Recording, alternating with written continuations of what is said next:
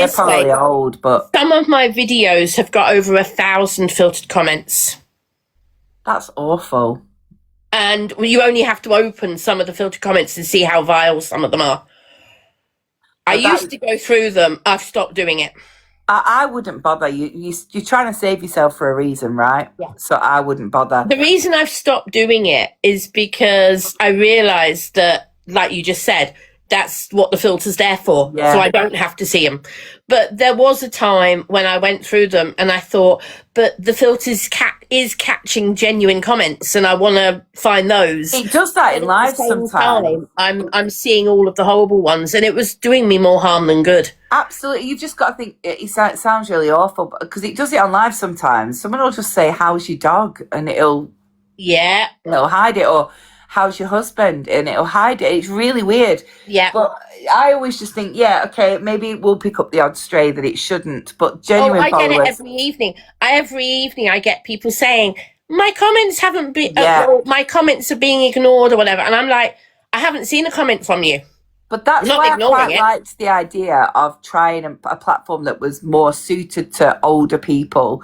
Because, there are certain things that we talk about that, maybe it wouldn't be all right. Not that it would be wrong, but maybe you wouldn't want to hear it if you were 18 or whatever. But that doesn't mean that we shouldn't have a space where we can freely be middle-aged. Yeah. Jesus Christ, the ageism on this platform is staggering. Like, we shouldn't be on it. You're too old. Yeah. Go back here. And I love it, me. But how our audiences, your audience and my audience, what age is our audience? The same sort of age that we actually are.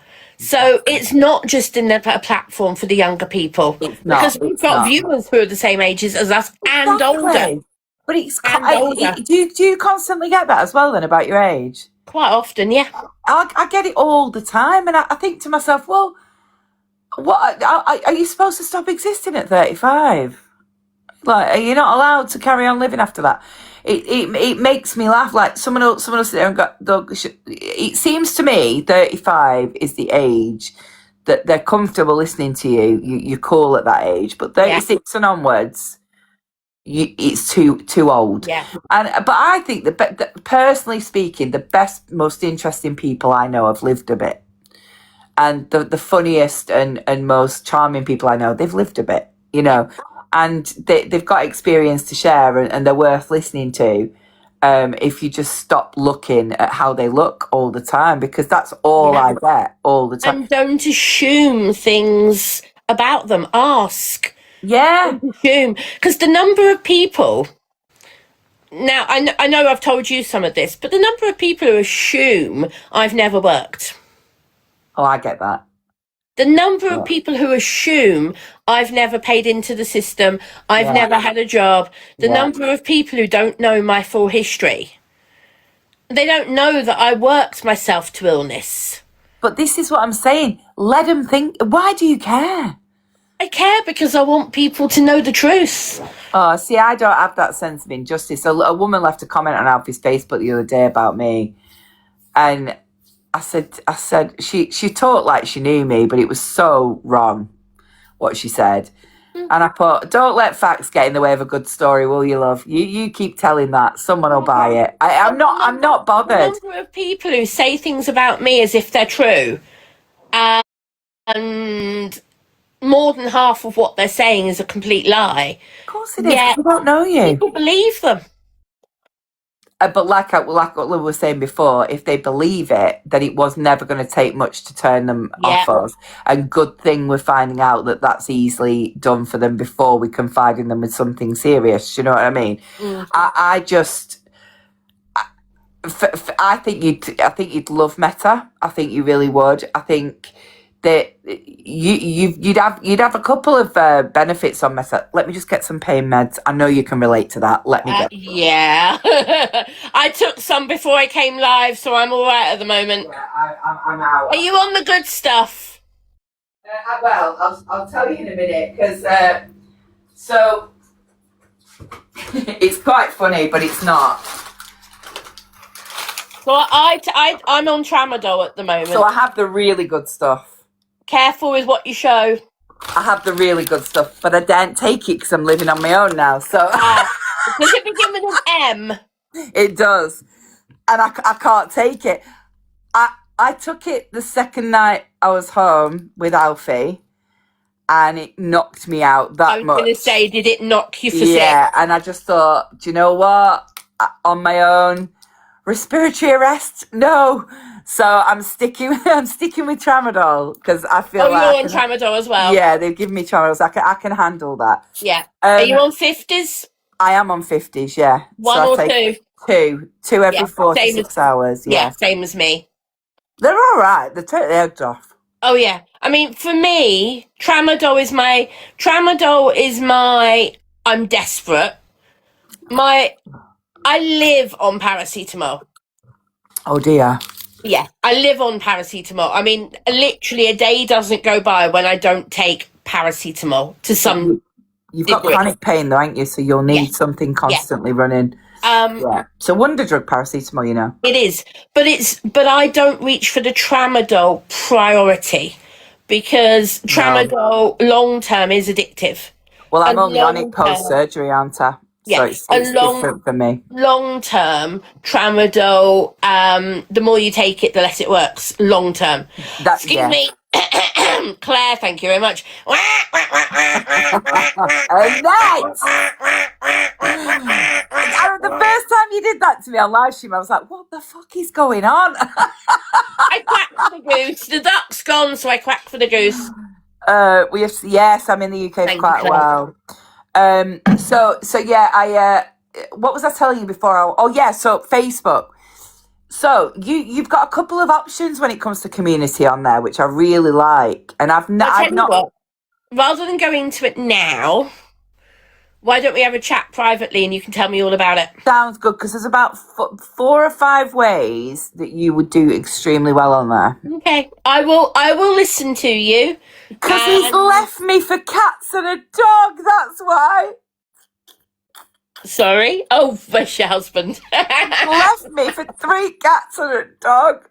Oh, and the kids as well. Yeah, the kids might be a bit of importance to it as well. Yeah.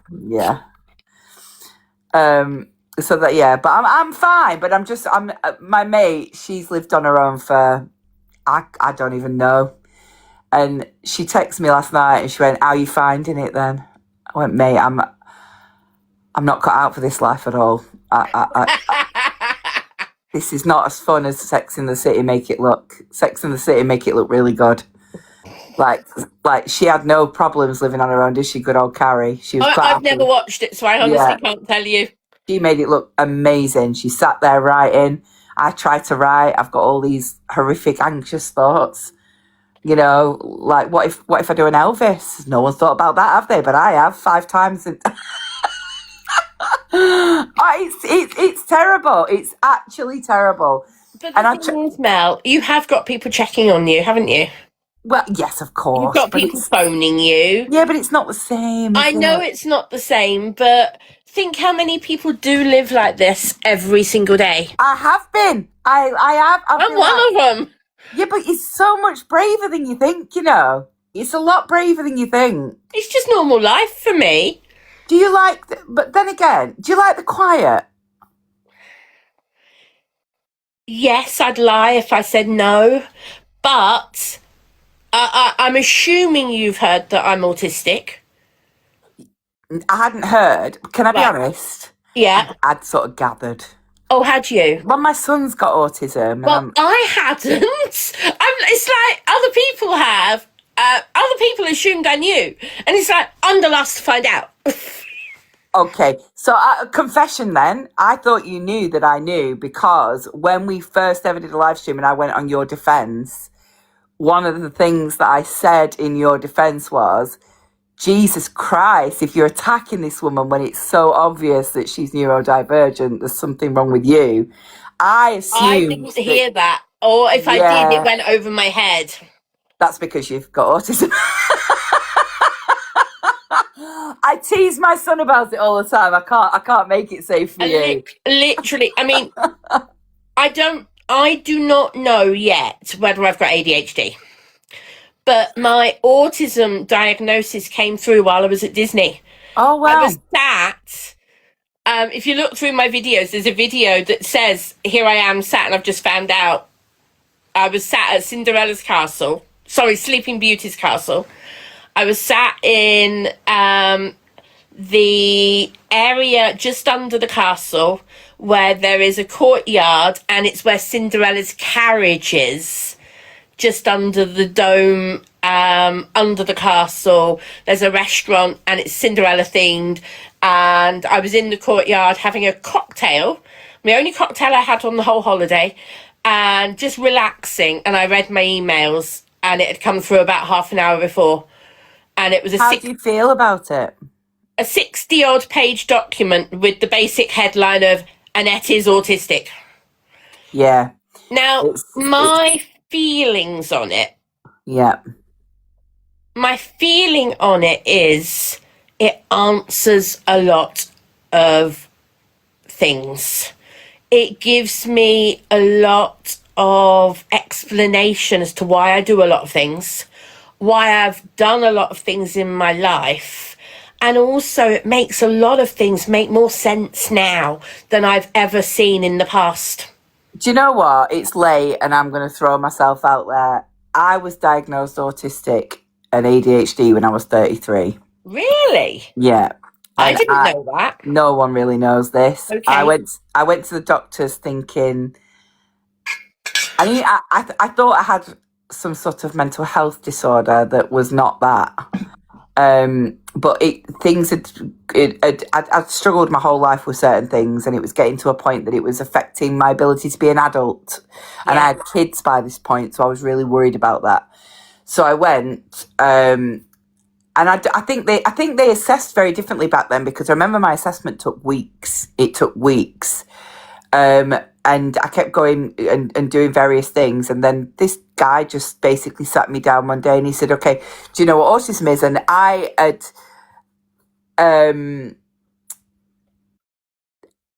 my only thought process of people with it. So I didn't believe I had it, basically. I'm not going to throw myself under the bus too much.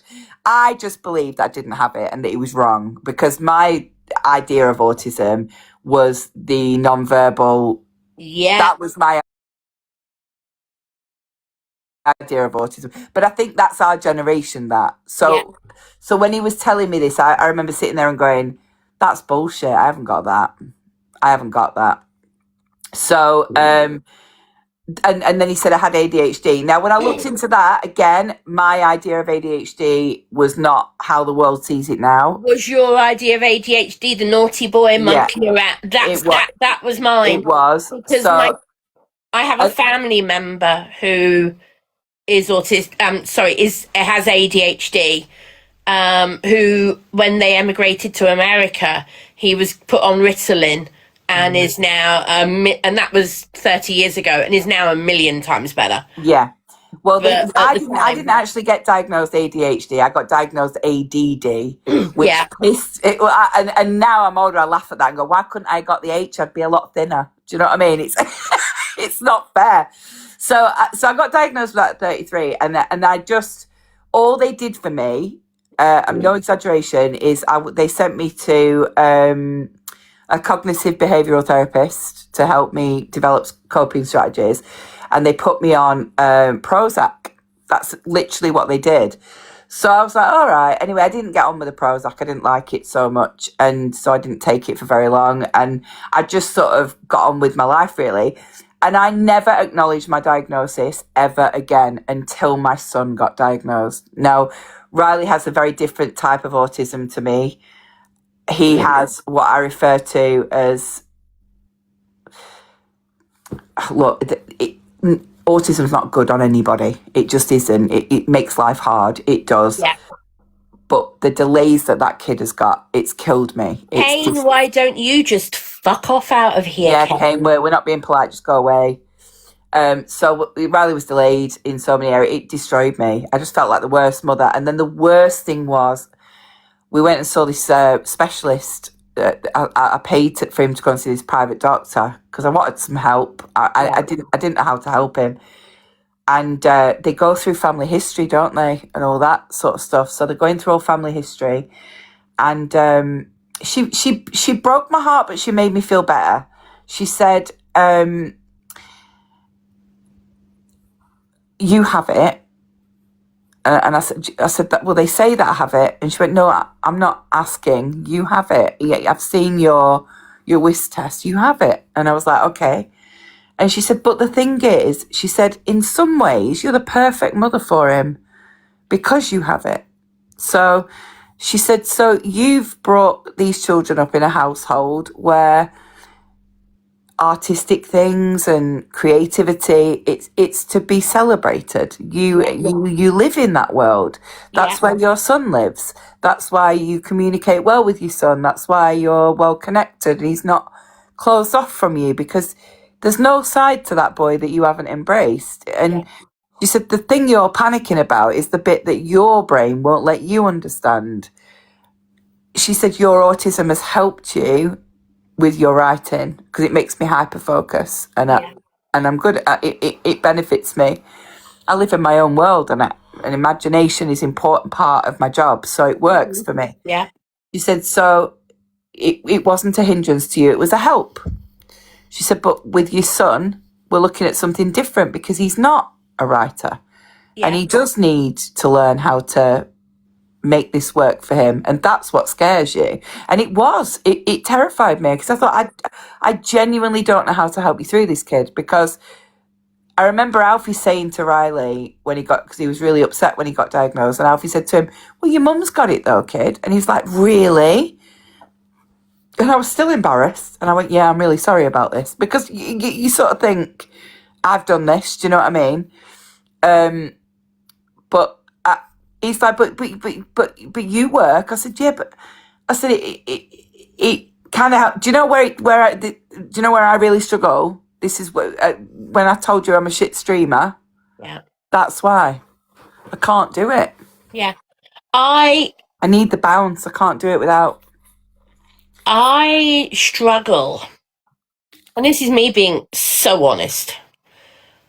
What a lot of people on TikTok don't get about me, and I know a lot of people don't get this, I struggle in social situations.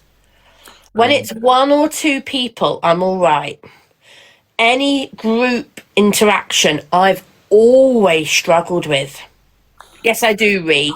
I think I know myself better than you do. I struggle in group environments. So everybody knows I'm a Christian. I go to church. Yes. Okay? I don't hide that fact. No. However, I've often struggled in church environments because I find it really hard to focus on sermons and listening. I often fall asleep in church because I close my eyes to help me concentrate. Yeah. When you close your eyes and you're Silence your concentrating senses. to the point that you fall asleep because you're concentrating too hard. You're trying to shut everything else out, and in the end, you shut everything out. Yeah. Do you understand what I mean? I fully do. I focus by closing my eyes. Yes, Claire, I did Disney okay to you, but I didn't do Disney okay. You didn't see the meltdowns I Excuse had. me, Claire. Pipe down. My son's got quite a significant level of autism, where he's got global delays and issues, and he thrives in loud environments. Let's not assume that autism stops at ear defending. Oh, Can't be in crikey, public. no. It's ridiculous. It doesn't. You know. Sometimes I wear noise cancelling headphones, but not all the time. No, My son, Anthony, I'm so honestly, sorry. Riley is at his best. When it's loud and chaotic, Riley's at his best. When There it's you go. quiet and his thoughts creep in, he can't cope. Yeah. He can't handle it. And the thing is, people don't It's a remember. spectrum, yeah. People don't remember that two people are not the same. No, they're not. They're not. And that do you know what autism has taught me with my boys? And I look at my brother as well, and that's a story for offline. It's not the same on anyone. It really isn't. Yeah, my boy, I am really proud of this. Can I just say, So my boy, and you probably don't know this, he was told last January that he was going to fail everything, and he was You booted out of told me mainstream he's school. past one. So he's past two. Oh, two. Well Yeah, done. Well done, Riley. and he's sitting them a year early, I might add. Which ones did he pass? Maths, double maths, and Brilliant. he's done the higher paper as well. But Wow. what we're having to do is we're having to do one subject at once because Yeah, yeah, yeah, yeah, yeah. he Yeah. can't do it any other way. But quite a few people do it like that. And and I think not, again, every autistic person is different, but I think for people with autism, imagine, right? And I think back to my school years now and think, do you know what? It's not right. If a child's got special education needs and they're going into a classroom and for an hour in the morning they're being taught maths and they're just about getting their head around it, and then they're told to stop, take a break, and then they're going into English and they're just about getting their head around that, then they're told to stop again, take a break, and do history. Yeah. How the hell is a brain that takes longer to get there ever going to get there? Yeah. It's not. I remember the same thing. And do you want to know what? Go on. It's a miracle I came out with 5 GCSE grade C's. Miracle for me and all. I mean, Riley's I don't know how, to this English day, Saoirse. to this day, I still don't know how I did it. But the subjects I enjoyed the most are the ones I got the C's in. Well, that's the thing, isn't it? Yeah. If you enjoy, like for me, I loved English, I loved music, I loved those subjects. So I didn't have to try. I sat my English GCSE really early, passed it, no bother. It was just, I love to read. Words to this day are my fucking life. Like words are everything to me. But that's your job, literally. Yeah, quite literally. With Riley, maths was a really big thing for him because he had a lot of educational trauma surrounding maths because of the way he'd been treated in class. I told the internet, I was furious. He'd been made to sit on his hands until they were purple because he was stimming. Yeah. Fucking abuse. I don't care what anyone says, that is abuse. He was never badly behaved. He never disrupted class. He couldn't keep still. He couldn't. And his specialist wrote the school a letter and said, I am, because it's illegal to homeschool in Cyprus. You're not allowed to do it. Okay. So his specialist wrote a letter and said, he's not coming back because what you're doing is torture. You're not doing that anymore. So we're essentially withdrawing him from school based on them saying that, they couldn't teach him. Yeah. And I got an informal, he goes to an informal learning school. Yeah. If you can find one in the UK and you've got a kid with extra needs, I recommend it. They're phenomenal. It's very child-led. So they figure out what your kid's into, like you just said, what you enjoy, and they go after that. Because at the end of the day, like the need I said this to my friend today, the need the government have to force these children through school for GCSEs that they're probably not going to use. Yeah. Why are we doing that? I can't actually remember the last time I was asked what my school grades were. No. And if you've got a kid that's like, 13 and they turn around to you and they've got autism and it's difficult for them, but they say, I want to be a doctor, then you've got to sit down with that kid and find a way to make it work because they're going to need those exams. But if you've got a 13 to 15-year-old that says, I want to be a photographer, why are we making them suffer then? If that's their passion and that's their love. Do you realise that was me? You want to be a photographer? Well, I was. So when I was at school, I was the one who always had a camera with me. I was the kid who took photos of everything. I'm the kid who 30 years later posted everything on Facebook for all my old school friends. Oh. I'm the one who had all the school memories kind of thing. And I shared a lot of them out. I'm the one who used to be... My dad was a photographer, is a photographer. Oh, wow. And it runs in my family. Other family members of mine are photographers. I have a well-known photographer in my family. I'm not naming any names. And some very successful photographers in my family. And I used to do wedding photography with my dad. Oh, wow. The most memorable wedding I ever photographed was in, I'm going to hesitate and say I think it was 89. Oh, wow. I think it was 89, but it might have been slightly later. I can't remember exactly. But me and my dad photographed a wedding at St George's Chapel, Windsor Castle. Oh, my God. I I'll bet show that you the was photos. I'm brilliant. not going to put them online, No, but I I will bet show that you was the photos at some brilliant. point. Um, and that is one of my, it was a family friend.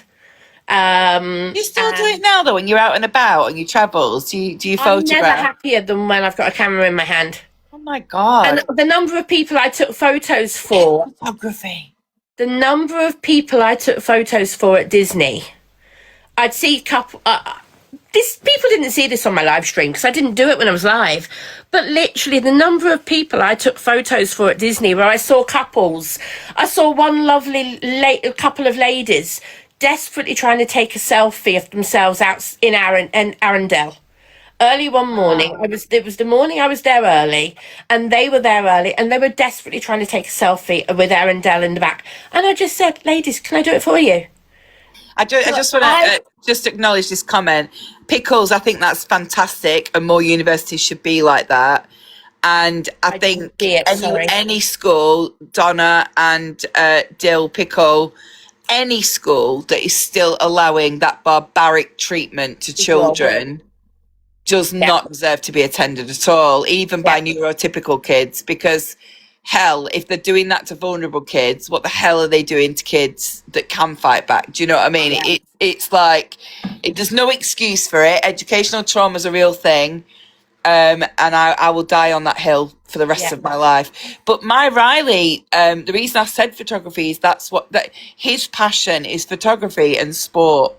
And Right. I said to him, you could combine the both. You Oh, you could be a can. sports I photographer. mean, so my first, okay, so I did a year's voluntary work after I left college. I did a year I did my GCSEs. I went back to school for 1 year and did something else. I then went to college and started a college BTEC, which I quit after a year because I realised it wasn't for me. I then did a year's voluntary work in London. Went Wow. back to West London to my family and ended up working for a portrait studio chain. Do you remember the department store Orders? Oh shit! Yeah, God, that is going back. I Okay. do. So this is 1994, okay? Yeah. Probably before some of you were alive. 1994, 93, sorry, I started 93, not 94, 93 to the summer of 94. I worked as a canvasser, walking around the department store, Oh walking God. around Yes. the shopping centre going, would you like to bring your children to have their photo taken? We do these amazing photos and blah, Yeah. blah, blah, blah, blah, getting the names and phone numbers for somebody else to phone. And then I worked my way up to actually selling photos and selling bundles and being a salesperson. And that's where I learned my first sales techniques. Then I got a better job. I started working for photographic retail. Can you see a theme here, I Mel? can see a theme. Yeah. Photographic retail and studying at college 1 day a week. So Photography. photography, yeah. I did a BTEC photography. That a good Um, course. yeah, Is it it was really? back then, but you've got to remember it's completely different now. This was dark rooms. This was black and white and Yeah. color photography, developing your own film. Nothing was digital back in 94. No, it wasn't. Nothing was digital. So I was working 5 days a week in a photographic retail company full time and going to college 1 day a week. And it wasn't a half day at college. It was at college for 9 o'clock in the morning. We didn't leave till about 8 o'clock at night because it was 1 day a week. The morning was lectures. The afternoon and the evening were dark room, studio, all that type of thing. And you literally had the whole day. And I was literally doing that. That was 6 days of the week. And then I had a social life as well.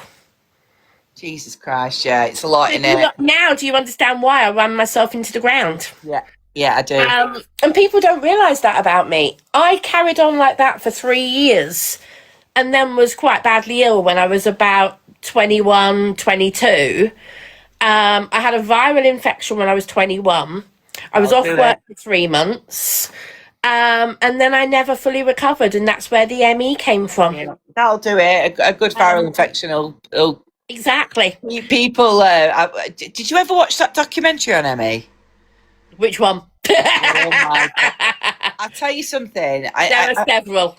So before I got diagnosed with pituitary failure. Oh, Yeah. it's all coming out tonight, people. It's all coming out. It's because she's got me late and off guard. So I'm sharing stuff as well, Mel. We're both sharing well, stuff. we're sharing. We're sharing. And I'll just point it out to you, there's 600 people watching. It's fine.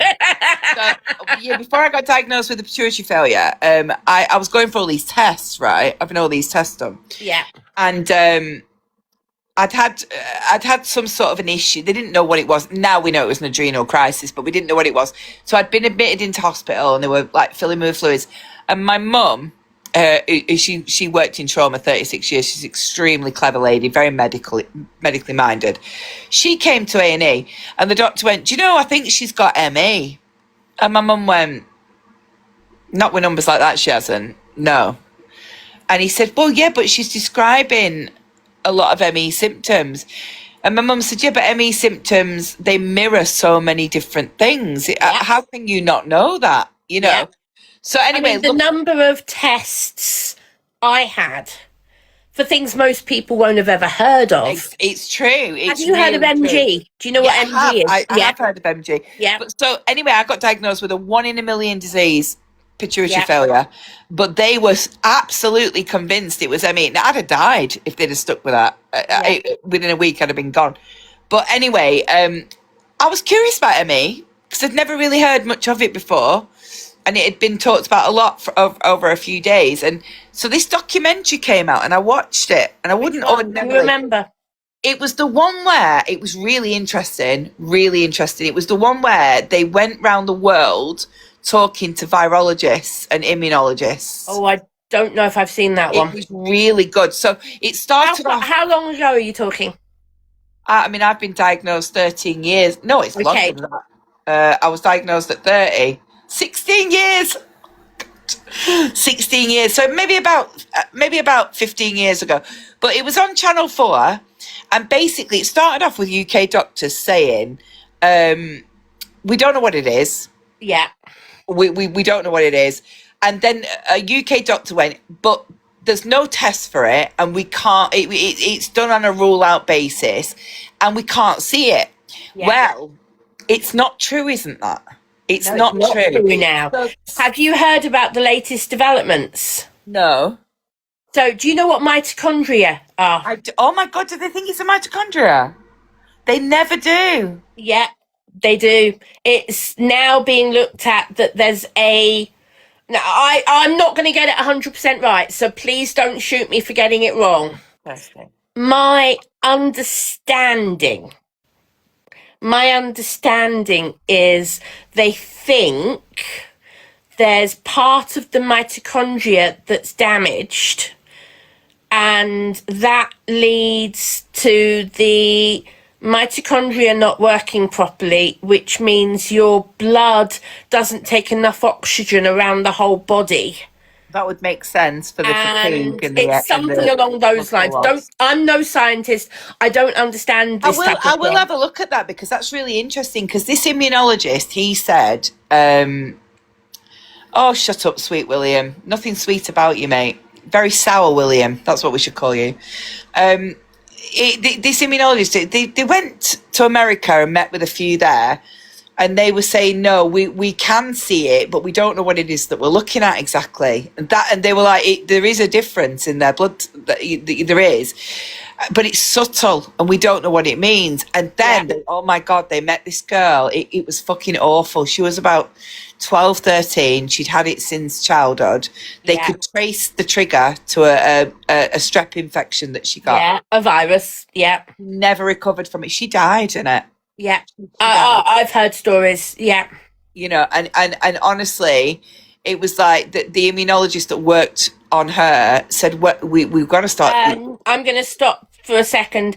Just saying it's not a food and lifestyle habit. Not at all. No, it isn't. No, it's not. Not at all. this was a healthy, active child as well. We're talking about. So And take do your you want to ignorance know the other elsewhere. thing, Mel? Do you want to What? know the other thing? And this is something that somebody said to me a long time ago. This is something I can't remember if it was a doctor or who it was, but it was a medical person said to me a long time ago. You never see a non-active person with ME. Oh yeah. A person who wasn't active. You Before. never see a non-active person with ME Yeah, who they wasn't always. active beforehand. Yeah, they always lose it because of the ME. Yeah. But I mean, they met with so many. You need to watch that documentary because I will be honest with you, Mel. I've watched so many documentaries over the years. I will be honest with you and say I can't tell you which documentaries I've watched and you which ones might I have seen haven't. it. Exactly. I was genuinely, and my mum watched it, and she was like, "Oh my god!" Like things you wouldn't expect to be related to that were related to that. Yeah. But I recommend. I mean, obviously, maybe not now Yes, if it's in early Ems. Yes. stages. They do think it's related to the nervous system as well, And that would make possibly. sense as well because of the Yeah. way the pain's triggered and stuff like that. Yeah. You get a lot of neuropathy, you get a lot of shooting Yeah. pains. That's neurological. I But mean, one of the things that amuses me, and I'm 99% sure you'll get this, Mel. go on. The number of people who say, "Oh, you can sit on TikTok and do stuff, and you must be fine. You look fine. You are fine." Does anybody want to have a guess at how much pain I'm in right this second? But I'm enjoying chatting, so I'm not worrying about it. Yeah, and also you get I hate saying this, and it goes against everything I stand for, but I'll say it for you, Annette. We deal with a new normal. Yes. I resent that Because phrase we so much. have a pain threshold that most people couldn't cope with. True. You get good at it. We have a You get pain very good at it. threshold that Safi, most people would cringe at. oh, they would. Safi, do you know what? I've got a funny feeling it's called All About Me. I'm sure it is. Like, it looks like All About Me, but there's a dot in the middle. I'm sure it is.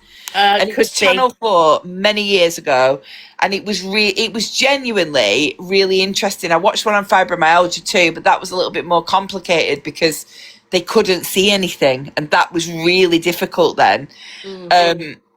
But again, they were theorizing why these people, just go down with this awful pain, and why with fibromyalgia patients, if it's not a real disease, as many say it isn't, why are the pressure points the same on nearly all of them?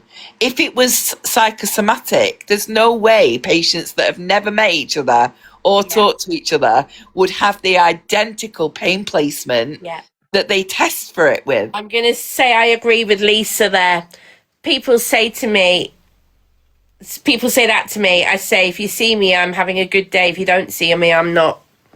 Well, I mean, I think I disappeared off social media for a year when I was at my worst. Yeah. I went for a year.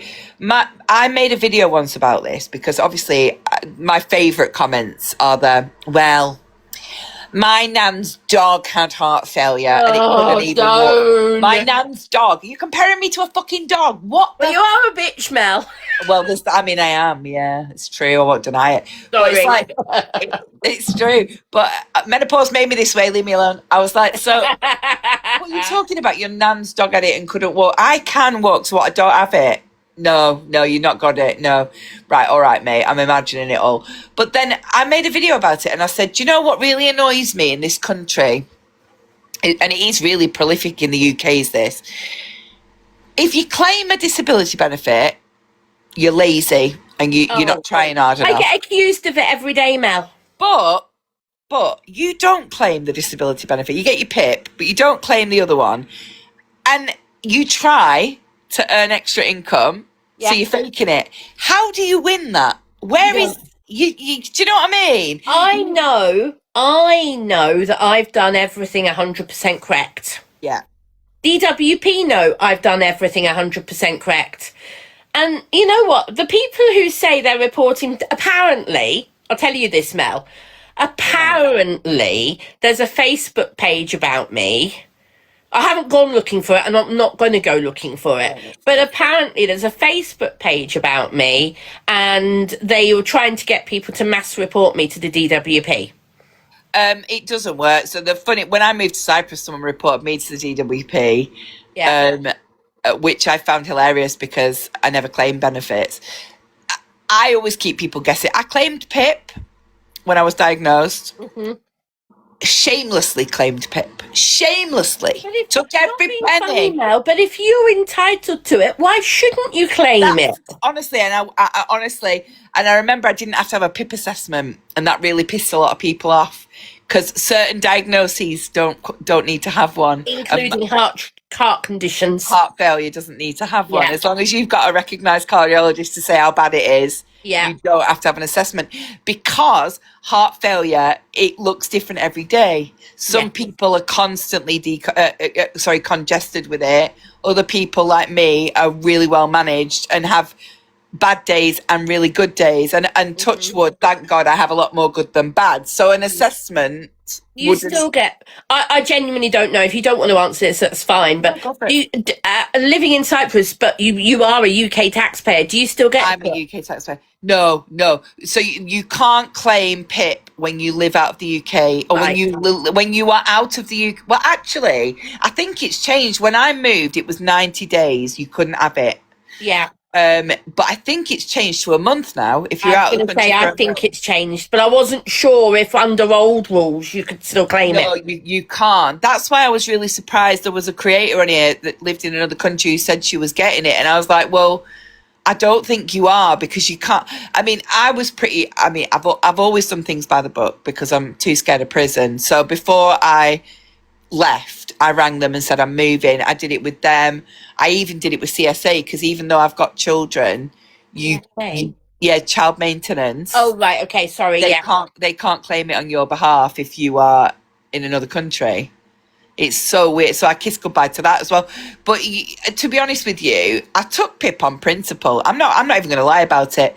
I took it on principle because the NHS made me sick. I'm not going to lie about it. Yeah. I'm not. Yeah. So I took it on principle. Yeah. I thought, if you've done this to me, it's the least you can do, mate. Yeah. And if I ever returned full time to the UK, I'd do it again and all. I'm not. I don't remotely feel bad about it. They've destroyed my life, and I would be perfectly healthy were it not for them. So I've got no shame when it comes to that. Do you know what I mean? I'm walking around with machinery keeping me alive because of the mistake they made. People assume I've always been on benefits. I haven't. There are years that I could have been on benefits and I wasn't. I didn't have disability living allowance, DLA, which came before PIP. That's right, my mum was on that, yeah. I didn't get that for, I want to say 18 years. How come? While I was already ill. Well, I just didn't apply for it because I hadn't come. I didn't apply. The first time I applied for DLA, I was turned down, went to appeal and it was awarded. Not good. And then it was transferred to PIP. I can't remember when now. Have you got it for life now? No. Have you not? Are they still making you do it? Yeah, I've got my next review in 2030. I thought that some people are still on. Are you young picnics? Yeah, there are certain groups that are still on DLA. That's right. I know and that if you were given old people. I don't know picnic's circumstances, but if you were given a life award on DLA, some people have kept their life award on DLA rather than being moved to PIP. But Glandular fever is one of the most common triggers for ME, Safi. Yes. And then a car accident is also up there as well because you're looking at some people believe, and I actually do. I read a lot of medical books anyway, but some people believe that when you have an accident and you hit a muscle too hard, that it releases certain things that can trigger old viruses that you've thought you've fought off. There's a lot of evidence and research on it. Your son's on DLA, yeah. You know how we were just talking about mitochondria? Yeah. And mitochondria is part of the DNA sequence, is that right? Genetics, I'm not big on genetics. I think so. I believe I know that the mitochondrias all do very different things. I didn't know there was more than one type. Yeah, no, there is. There's a lot of types, and I know that some mitochondria, I can't say it, some mitochondrial Mitochondria. conditions are real, they're life ending. Yeah. And others are life altering, and others That's the are one, Moonsmurf. Yes, I've heard that said already. The powerhouse of the of the cell. cell. That's right. Yeah. And there's mitochondria in every cell in the body. Is that right? correct. That's absolutely correct. And they all have different purposes. So Yeah.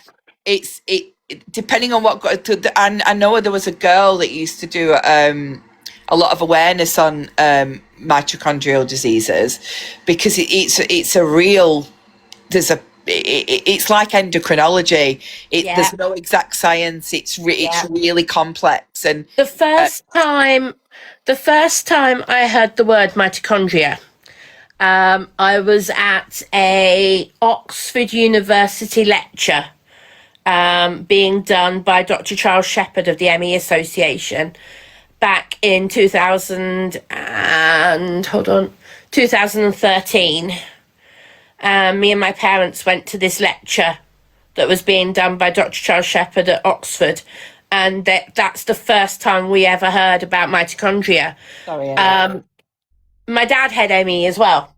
So my dad is a science person. My dad reads New Scientist, for example. I do. So he does. You do too. I do. I love it. I tell you and my dad could probably have a brilliant conversation. I'm obsessed. My mum got me into all that shit when I was young. The Lancet. I'm obsessed. Yeah, go on. And your dad had ME, and he was reading the magazine. Sorry, I'm just reading somebody's comment. And you were shutting down someone engaging on science behind it. What? I can't see that comment. It's a ghosted comment. Oh. Somebody's saying, and you were shutting down someone engaging on science behind it. Let it go. Let it go. Let it go. Let it go. Sorry, it just annoys me when people say things and it takes me off on a sidetrack, and I'm like trying to understand what they're saying, and it distracts me. And I know. Excuse me. Let it all out, girl. Smash a plate. Let's be Greek. No, don't smash a plate. You'll scare the dog. Right, go on. The only thing that's breakable, that's in easy reach, I'm certainly not smashing, is my Murano vase, and I'm certainly not smashing that. Don't smash that. No.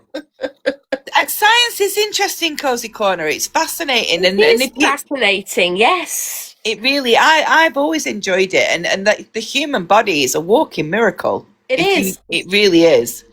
But a lot can go wrong with it. That's the other thing. The thing is, what a lot of people don't realise, yes, science has come a long way in the last 100 years. But 100 years ago, they were still dissecting people open in operating theatres where... Did people have anaesthetic? I actually don't know. They did. They had a version of... ether or something. Ether, that's it. Yeah. But the thing is, that was only 100 years or so ago. We've come a long way in 100... Imagine where we'll be in another 100 years.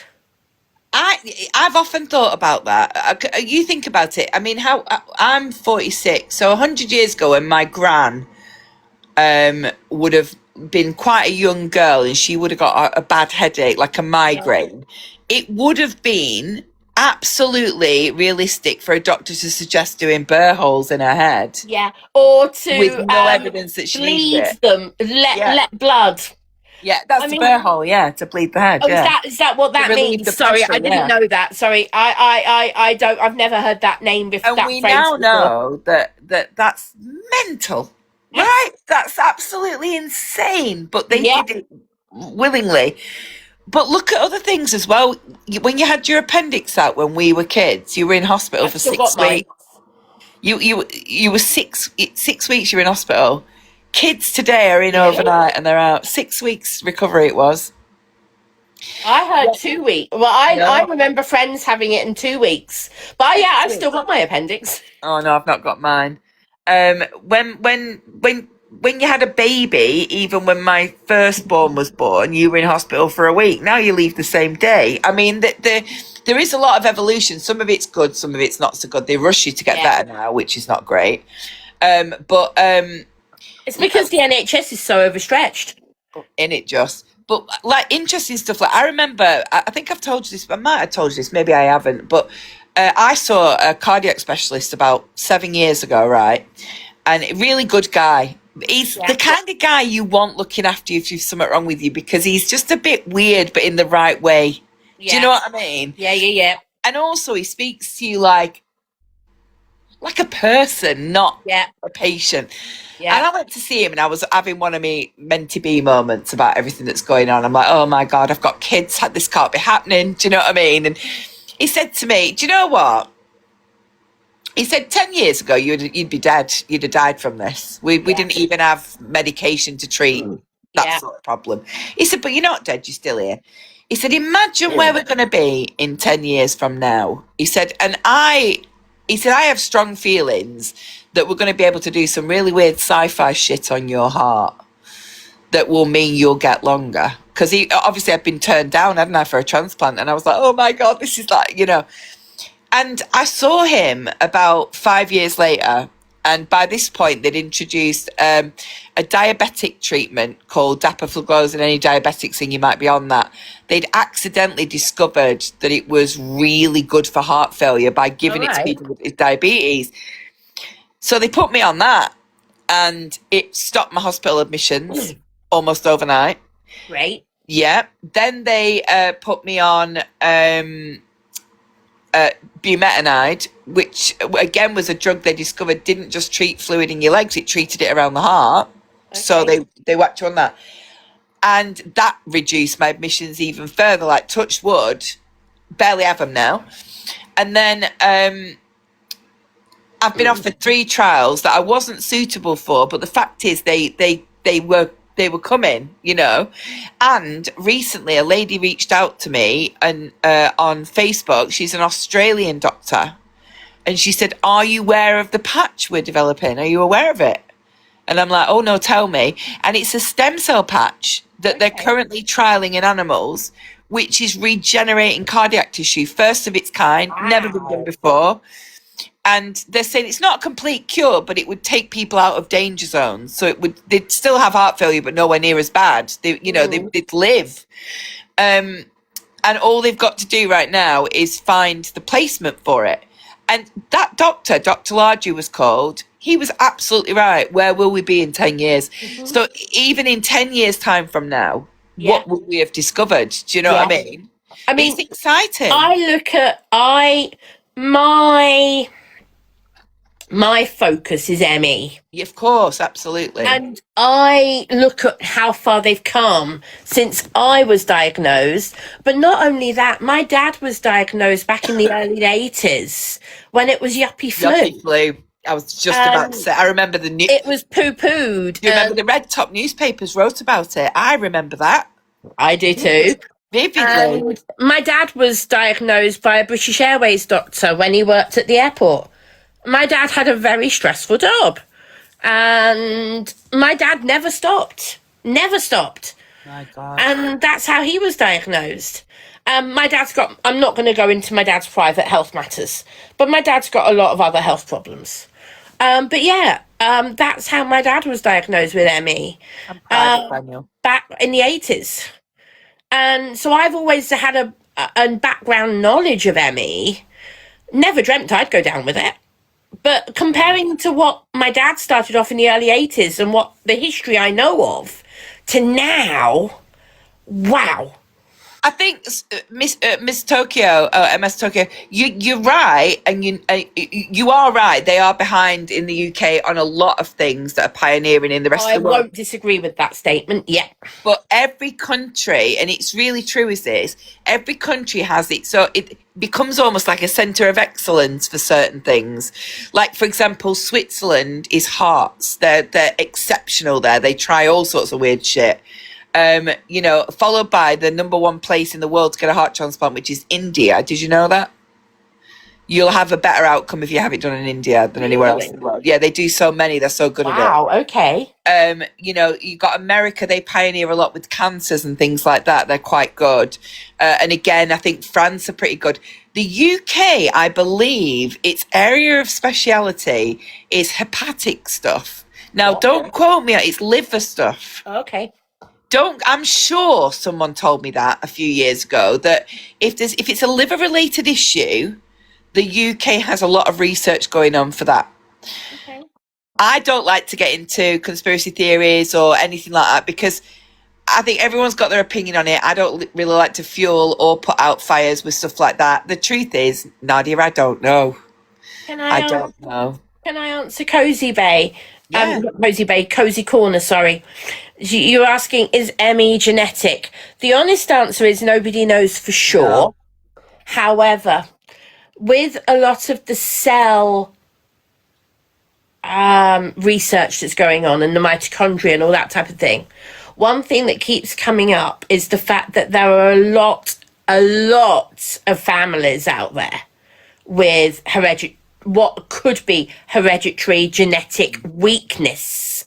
Doesn't mean you will get ME, But there's a predisposition. but there is a possible weakness in a Yeah. gene, which means you could end up with ME if you have the right recipe. So yeah, so like if If it's you have triggered by a viral load and Yeah. you've got a genetic mutation that makes you predisposed to ME and you get the correct viral Yeah. load, then Yeah. yeah. But it's not actually hereditary That's as an right. actual condition because you can't catch ME. You get it, you develop it after a virus of some description. Yeah, that's right. Yeah, That's what I'm yeah. saying there. Yeah, a genetic mutation that could cause a weakness towards getting it. It doesn't cause ME. You have to have a virus to cause it. That's right. No, I'm not type 1 wind chime. I'm type 2. I'm sorry if you type 1 because that's shit, that. I mean, type 2 is bad enough, but that is shit. Someone asked as well, right, you can answer that. What does ME stand for? Because I can't ever pronounce it.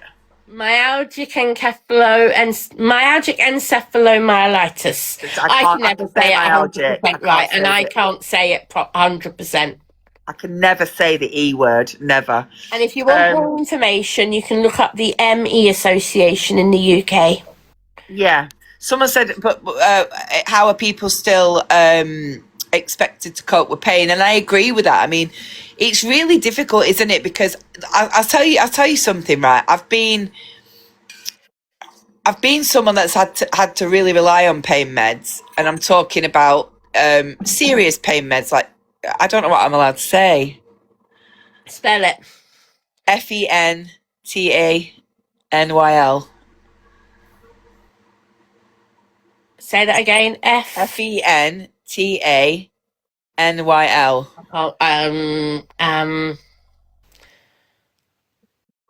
mean, it's as heavy duty as it gets at home, really. Okay, I'm. Okay, yeah. Somebody just typed it in the chat. Thank you. I couldn't. Sorry. Sometimes when a word is spelt to me, I still can't think it. Yeah. Patches, yeah. And I found that my quality of life was really bad. I found it was really bad. And because ME is its actual given name, CFS is just what pop culture gave it to make it easier for people. Syndrome is not its real name. Chronic fatigue syndrome is actually just a symptom of it, if we're honest. Yeah. It's one of many symptoms of it, but the most commonly reported one. But I think the patches really helped with the pain, Missy. Yeah, no, they really did. But I didn't like my quality of life on it. I remember putting one on one day. I think I was on 50 milligrams. I don't even know if that's a lot or not. It probably isn't. And I remember being in front of the TV, do you know, not able to function. Yeah. And I didn't like that. But I think that they do withhold pain meds a lot, and I do see people suffering, and especially someone's mentioned they've got complex pain disorder. I mean, that's a horrible condition. I've seen people screaming with that, and they don't understand that either. They don't understand. And you should never be made to suffer, but they do, don't they? They do sort of dismiss you and go, well, you can handle it. And even I've had cardiac surgery last week. I had a device put in my chest. It, and she went, you can only do 5 days on morphine, And I went, what's the recovery? 4 weeks. I mean, luckily I can manage. Yeah. But if I was someone that was sensitive to pain, and there was women that they had bypasses, they've had the chest cracked, the sternum wired together, and they're Yeah. begging on the ward for pain meds, and it's like, what is going on? Like, give her a pill. She's not seeking it for. She's just had major surgery. Yeah. And they are They're like so that, but I strict. think it is because I tell you, Cyprus is quite funny for this. So years ago, when I first lived in Cyprus, you used to be able to go into a pharmacy and buy tramadol. Really? Not on prescription. So for years it was like that, and then about 5 years ago, they had a massive pandemic. Everyone was on it. Everyone, right? Yeah. They were having the time of their lives over there because Cypriots are very chill people anyway. They were enjoying their life, but it became a problem for the island. So now it's, Yeah. so I think that's what they fear. But do you find, have you built a tolerance to tramadol? No, because I don't live on it. I refuse to because I don't want to build a tolerance to it. That's a smart move, isn't it? Because I did that with other things in the past. I lived on codeine at one point. Oh, yeah. Cocodamols, paracetamol and codeine together, to the point it started damaging my stomach. That's why I can't take codeine anymore. In what way? Stomach lining, that type of thing. Oh, my God. And it caused me too many problems. I'm going back 15 odd years. Did they ever try an antiviral for Emmy? Have they ever tried that? I honestly can't remember. I've tried so many different things No, over I the just mean years. generally with the disease Oh, itself. I can't remember. I've tried herbal things. I've had various medications that have been thrown at me by doctors. Try this, try that, blah, blah, blah. Treating symptoms as opposed to trying to treat the actual condition. And sometimes it helps. Sometimes it helps. When they found out, so one of my friends, who I met because she had ME as well, was diagnosed about 15 years ago. I've known her for nearly 25 years. And she was diagnosed about 15 years ago with severe B12 deficiency. Oh, yeah. And a lot of her severe B12 deficiency has now been blamed instead of ME. And I've heard a couple of other people talking about this as well. There's even a really good series of videos on it by a creator on TikTok that I've watched. Yeah. Really good series of videos on B12 deficiency. What was I found a couple of years ago to be deficient in? B12. Oh my God. So I was doing regular B12 injections. At the moment, they won't give it to me. Why? They won't, because I switched doctors when I moved and they won't give it to me, blah, blah, blah. So I've got to convince a doctor to let me have B12 again. They can't do that, can they, if you've been on it for years? I've only been on it for 2 years and they took me off it again because they said, oh, no, your blood tests are fine now. But what they don't realise is the B12 was keeping you up. Is keeping me up, whereas now I'm not getting it. I've shrunk back quite a lot. So the B12 isn't necessarily... I was very deficient in B12. Now, I might not be showing on the blood test as deficient, but when I took B12 as an injection, somebody just said, take your oral B12. It's not strong enough for me. It's not. Do you know what? Let me tell you something about oral supplements. They're, as my mum and many of her doctor friends say, they are expensive sweets. Yeah. They really are, unfortunately. Don't be suckered into stuff like that. I was just about to say, have you got private health cover or can you get it? No. No, I can't. Haven't got it. No, I can't get it. Have you any idea how much it would cost? It would cost so much. It would cost so much money. It's just not worth thinking about. I don't have the kind of money it would take. What, even just to book a B12 course? For a simple B12 injection, yeah. But the thing is, because I was getting it from my GPs, How often do you get them, Jane? B12 for £30 privately. Yeah, and how often do you need them as well? That's Well, the question. I was doing them once or twice a month. Oh, really? Yeah. Depending on what I was doing. What's the usual course? Because they do a course of 3 if you've not got a problem, don't they? Or am Something I like wrong? that. If you want to get if you're deficient in B12, I think it's a course of, I'm trying to remember what my first course was. My first course was, I think it was a week of every other day. From memory, I think it was a week of every other day, and then it went to one every week, and then one every 2 weeks for about a month, and then a blood test. I think. Lot, innit? Remember. I can't remember. That is a lot. This is how I got over my fear of needles. Well, Doing yeah, my you own would. B12 injections. That's how I got I've never been deficient in B12, but I didn't realise you had to have so many to get back on track. That is a lot of jabs. now. Yeah, well, I used to do them if I was going out for the day. Say going to Disney. I used my last dose that I had stored before I went to Disney. Because I knew a couple of days before I went to Disney, I gave myself my last spare dose, my last saved dose. Because when they stopped my prescription, I basically saved the last couple I had for when I really needed it.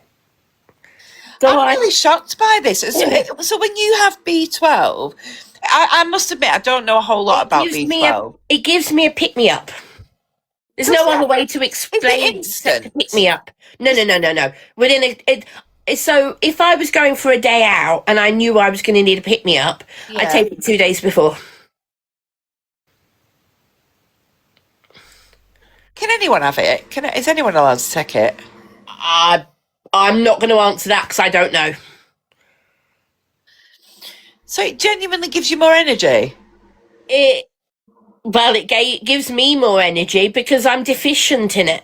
I see. Yeah, see, I'm not. So maybe it wouldn't work then for me. What I was told by a doctor is you can't overdose on B12. I wouldn't have Because thought your you could. body will only absorb what it needs. Do you understand what I mean? Oh, piss off, you mum. The internet needs to ban you. Yeah.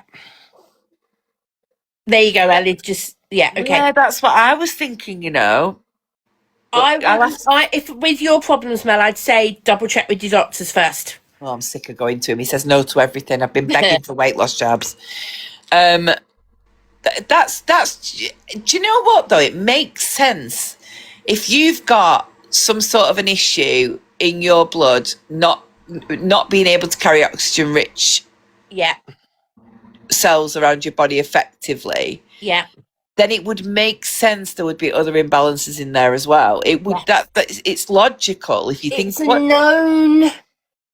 So this is where this series of videos I've watched and I've tried to understand, and I don't understand them properly. In this series of videos, she talks about a whole load of different blood tests. I watched it recently and I've saved it because I want to go back to it and rewatch it, and I want to show it to a GP because it talks about severe B12 deficiency and how it can also be misdiagnosed as other things. Why are someone saying they're stingy with the injections? Why? I don't know, but they are. Yeah. It's not even like it's. So I'm not just B12 deficient. I'm iron deficient and folic acid deficient. Folic acid deficient. Do you take that because the pills for that are all right? They do work. I take that once every 2 weeks. Good. What about your vitamin D? Like maybe that should be more often, but they say to me just one tablet every 2 weeks. What's the dose of the tablet? I know. I can't remember. It's a tiny tablet. I can tell you that much. Yeah, it's not. Without looking. But the thing is, it's like this is the same doctor who said to me. I haven't been ours. It's like I just don't know. What about Vitamin D levels, what are yours like? Awful. Are you on a super dose so that you can't, the over the counter stuff don't work with that, you know? No, I'm not. I'm only on over the counters because they won't give me them. This is the thing. They won't give me multivitamins unless I buy them. This is something that really bugs me because you know how people say, "Oh, you go to Disney on your PIP or whatever." Yeah. What do you think my PIP pays for, people? It pays for all the stuff that I can't get on the NHS. I've got loads of really strong vitamin D, but it's not. I haven't brought it, or I would literally send it. I'd get. Do you know what, Annette? I will. When I get back to Cyprus, I'll send it. Yeah. I take a 50 plus supplement. Plus I take I'm trying to remember what it's called now. Omegas. No. No. It's a twin pack of tablets and I take one of each and I'm trying to remember what Oh, it's called. Menapace? something like that. Because one's for bones, one's for supplements. Yeah. Yeah. Yeah, I know. And then I also take cod liver oil, vitamin D, and a couple of others. No, the thing is, even if she buys a multivitamin and takes one a day, the vitamin D won't do anything. It won't. You've got to be on a prescribed dose. I took 20,000 units in I the. know they would, Oz. I know they would. They were the ones who put me on the multivitamins when I moved back to Is that where England. you used to live, Wales? North Wales. What made you shift to the UK? Oh, I know. Sorry, I know it is part of the UK. That was very offensive. All of right, me. don't worry, Mel. Basically, what made me move back down south was too many hospital trips, including a hospital trip that needed an ambulance and an air ambulance. Oh, fucking hell! What, do Wales not have really good big hospitals? They do, but not very often, and my nearest hospital was an hour away. Oh my I lived in the god! middle of Snowdonia. To get from the middle of Snowdonia to the Bangor Hospital was nearly an hour, and that was with blues and twos. I can't believe you lived in Snowdonia. What are you thinking as a woman with medical needs? That's crazier than me moving to an island. Put it this way, I loved it, and I still love it. And the reason I've never been back is because I miss it so much. Yeah. It would hurt too much to go for a visit. And some people get that, some people don't.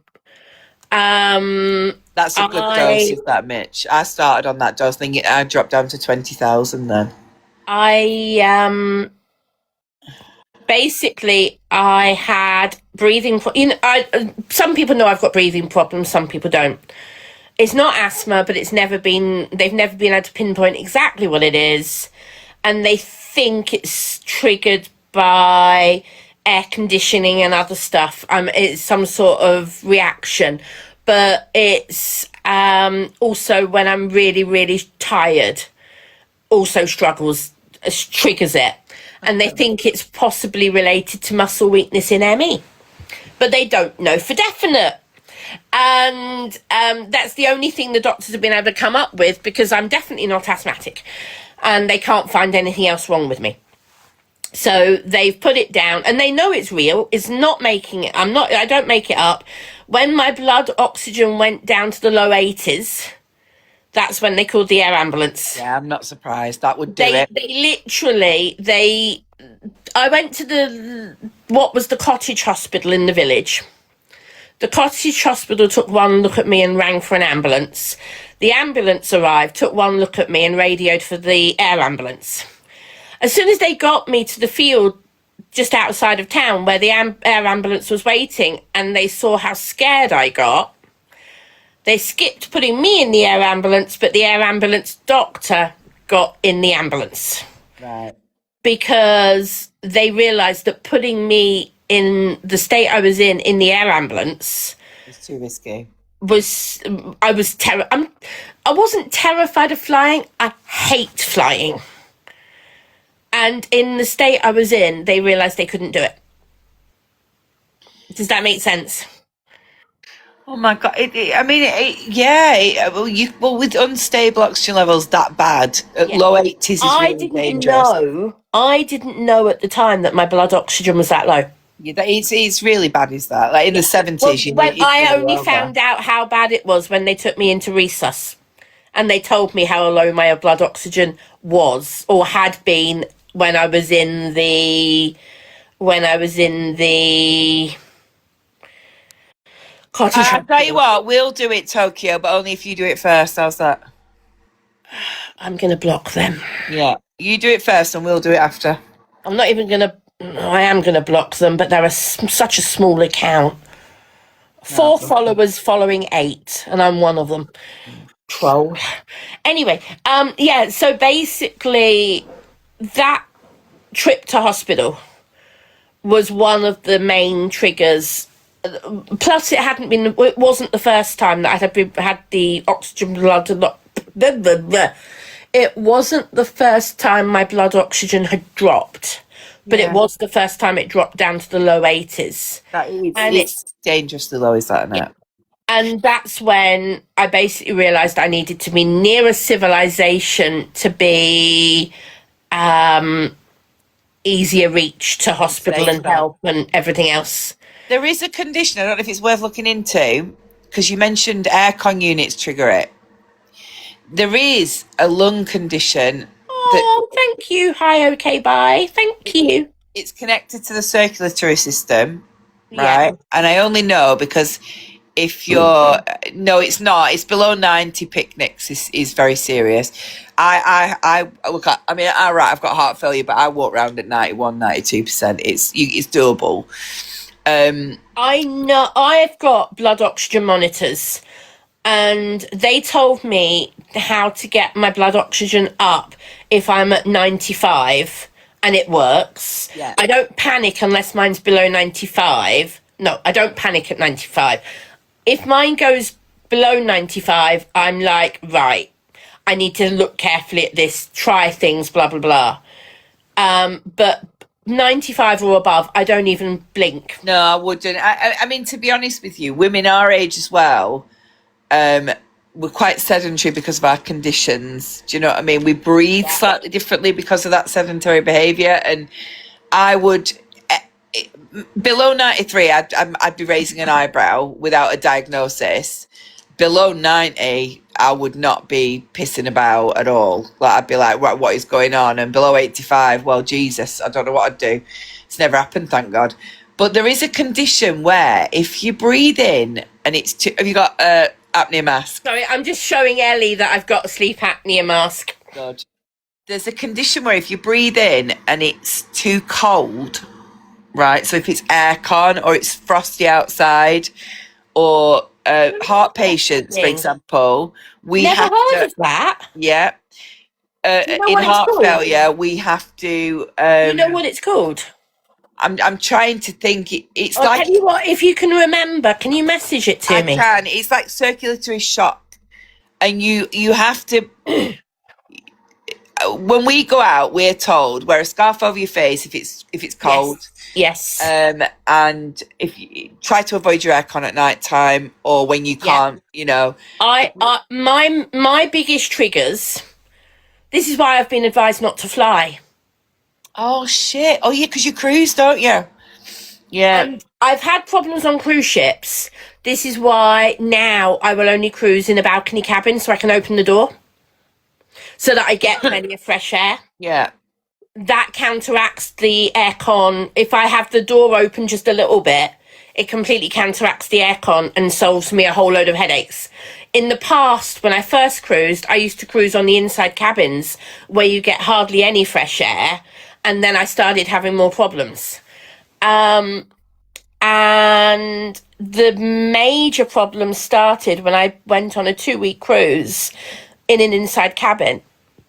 And the last couple of days of that 2-week cruise was when I started having breathing problems, for the serious breathing problems for the first time.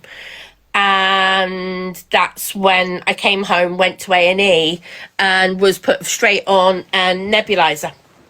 And does that work? Does it open you up? Yeah. The steroid helps. So I now have I now have an inhaler that works. It's not Ventolin. It's not a steroid one. It's the green. It's called Atravent. I don't know what the medical Yeah. name is. It's the green one. And it works Um, perfectly for me. And it's the same nebulizer they give me as well. that's really, yeah. Just Google that. Just say cold air, cold air, aircon, cold water. Yeah, Well, because that can make you go, and that can trigger it. And there yeah. is an actual name for it, and it's a real Okay. condition, and it does drop your sats, and it can be, it's there is circulatory shock. That's it. Yeah, Is that actually what it's called? yeah, circulatory Okay, shock. I'm just going to screenshot that so that I can look that up. That's what it's called. So Thank you. I know that in heart failure you can get it if you've got a weakness in your lungs. You can get it like if you've got muscular weakness. That would be enough. That would be enough. A muscular weakness. Yeah. Yeah, So I mean, you've just to be smart. Like I've got the fan on right now because I'm having one of my sweats. You know how it yeah, is. But yeah, I can't have it pointing at my face. It has to be slightly yeah. off face because it So, could cause. so for you, sorry, the dog's moving again. Are you going back under there? Go on then. Hold on. Sorry. Doggy break. She's got to get comfortable again. Bless her. Um, oh, did I tell you she's on heat at the moment? Yes, she did. And this is why she's such a wriggle bum. Oh, But bless also, her. she doesn't normally get to stay on the bed this late. She's normally in her own Have you crate. got a little? Do you make her wear underwear or nappies? No. Oh, bless. She wouldn't keep them on. And you know what, Mel? When she's bleeding so little. Oh, she's And tiny, isn't she? and she's so clean. She was just cleaning herself just then. It's like, yeah, I do wipe her with wet wipes and anti-bac wipes and stuff like that. But she's so clean at keeping herself Oh, clean bless her. that, yeah, I've got a couple of marks that I've had to take off things. But you know what? That's part of the joy of having pets, isn't it? Yeah, Like any kids. So anyway, exactly. um, so yeah, thank you for that tip. I will definitely read up about that. It's Definitely. a really the things you can do to avoid it, Yeah. but if it catches you off guard, Well, you'll know. I carry my pump my thank Inhaler. you very much, Juicy 17. Thank you. I carry the inhaler around, not pump, inhaler, with a extender chamber. I carry that around, and doctors have told me how to use it as a nebulizer. Oh, So, excellent. so they've told me that for my purposes, I can take up to 10 puffs. Yes, you can. That's very true. They've said to me I can take up to 10 puffs, wait 10 minutes, take another 10 It's puffs. very true. So Riley has it's Riley's conditions where he's got seasonal asthma. Only hits him in winter. So Really? so it could be that he's got a bit of this as well. Yeah, he's had it since he was an infant, since he was 2. Okay. And he can have up to 10 puffs on his inhaler through a chamber, obviously Yeah. with the mask.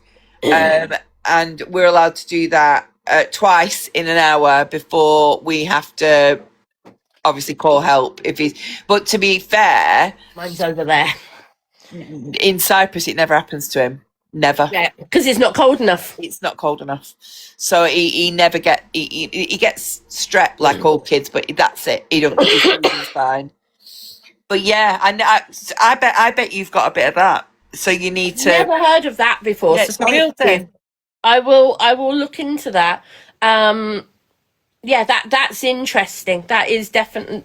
There you go. You've taught me something this evening. Well, You're the come to my first person school. you're the first person who's ever suggested something like that. I mean, the doctors have never said that. Literally, the only thing the doctors have been able to come up with is, oh, we think you definitely not got asthma. You've definitely not got this, that, and the other. No. You've not got COPD. Am I saying that right? COPD? Yeah, COPD. Yeah, no, you I've don't not got sound to have that. COPD. I do get Qatari and nasally, but that's sinus thing up here. It's not on my chest. But saying that though, sinus bugs. Yeah. When you lie down and you go to sleep at night, you get a post nasal drip. Now Yes. that can interfere with your chest. Not, they've already checked because I've Okay, already so talked no that through. postnasal. Yeah, no. Um, That's and it. Yes, the pheno test. Shells, could you do me a favour and message me what you know? Yes. That would be very helpful. And interestingly enough, you can have that test, and there's loads you can have. It is a breathing test. You have to have it all the time at transplant centre. It's so annoying, but it Never tells heard you of a it. lot. Yeah. Never heard of it. And there's you can. I mean, I've had all What sorts is of it, tests Mel? done. What is the test? So they mess with you. It's the cube one, right? Shells bells. It's the cube one where you go in the cube, not the altitude test. The cube one. No, which is the pheno one? Is that the tube?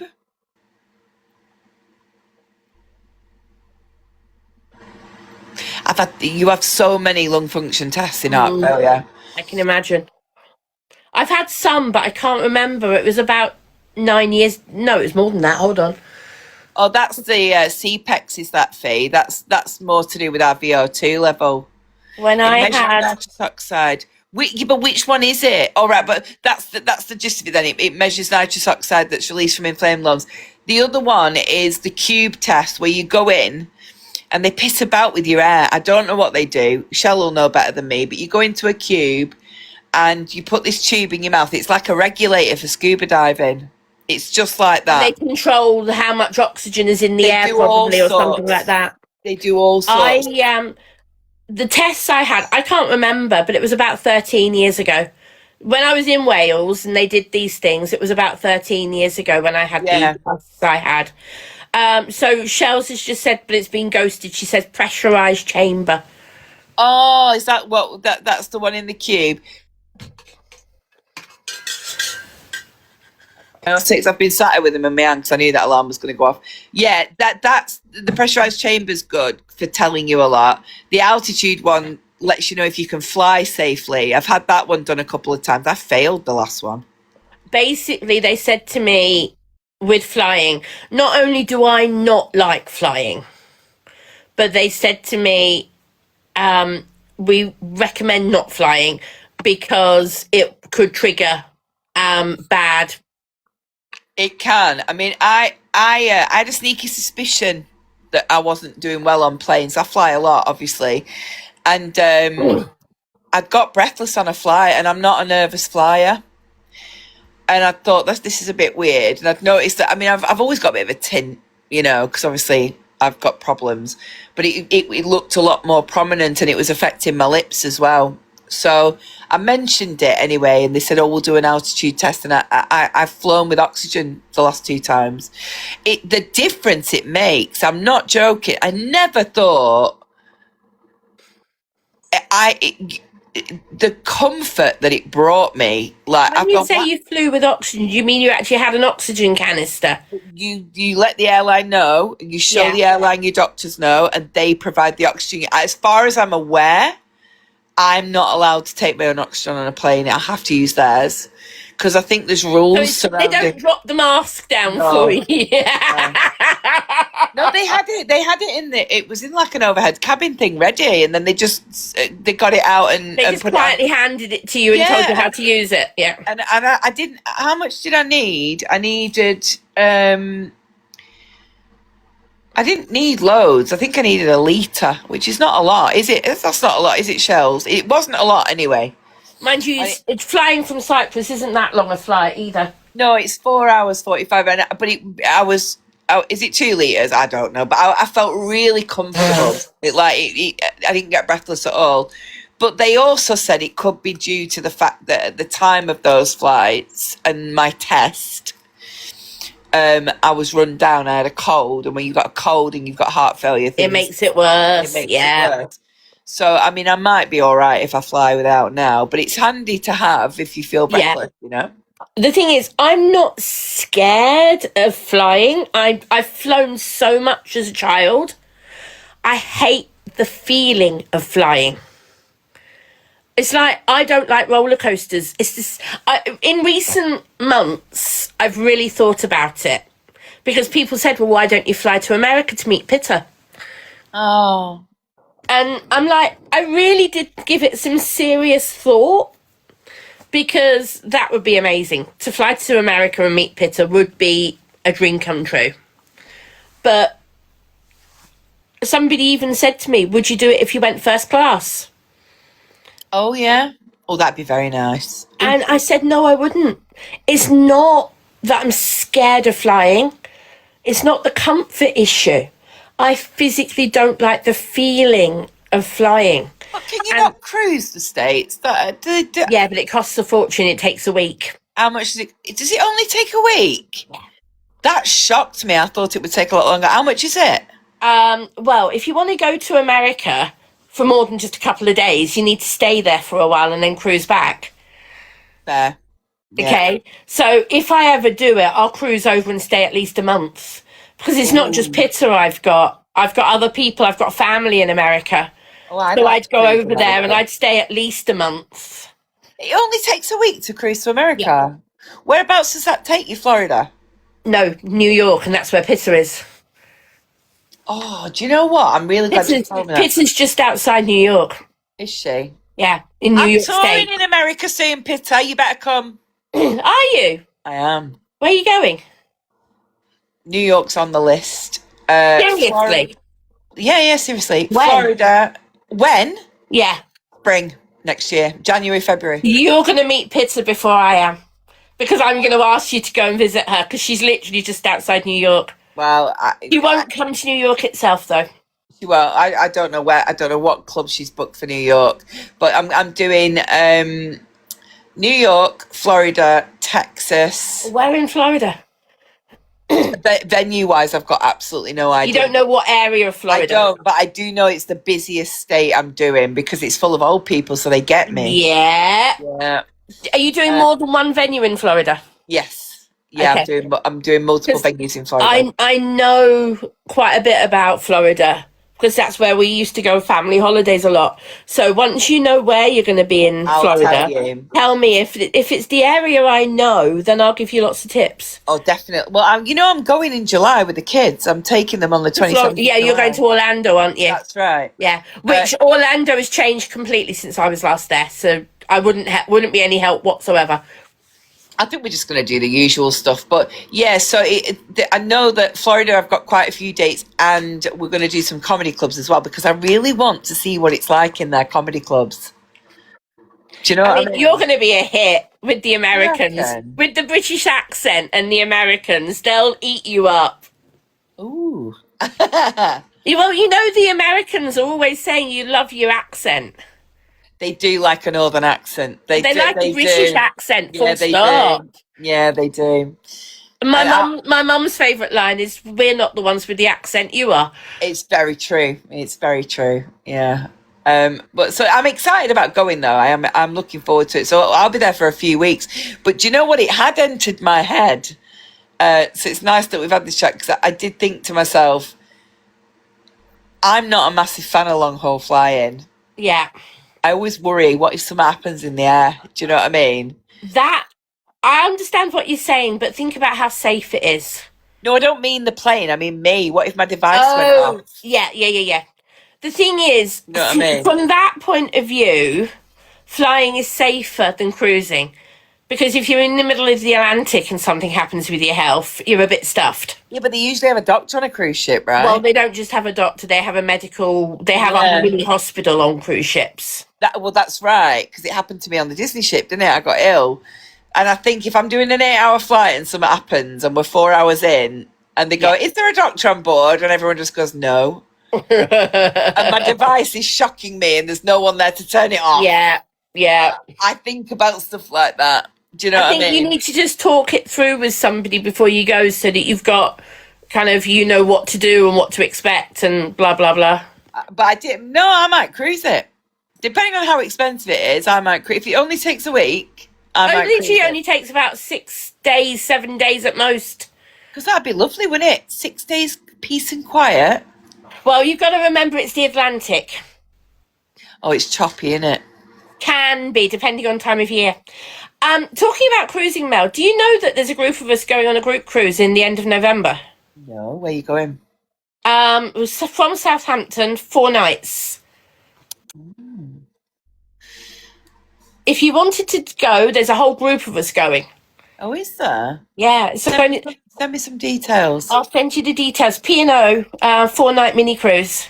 Oh, yeah, send me some details. Yeah. We could have our Right. own comedian on board with us. You I'm could not go heckle the, working. no, you could go and heckle the comedians in the nightclub and give them. I'll probably know them, to be honest, and they'll never speak to me again. Do you have to go through different security because of your device? Not anymore. I mean, it depends on the airport. If it's the typical metal detector, then yeah, we're not allowed to use them, and they can't come near us with the wand. But You if have to it's, carry a special letter, don't you? I've never been asked for it. Never. In No, fact, but you have to carry it just in case. yeah, but I actually said that it would be a great loophole. I mean, I said it at an airport once. I went, it's a bit lackadaisical, isn't it? If I just come up to you and go, I can't be scanned. Yeah. Do you know Where's what your I mean? proof? Yeah, Yeah. and they don't ask you for proof. Yeah.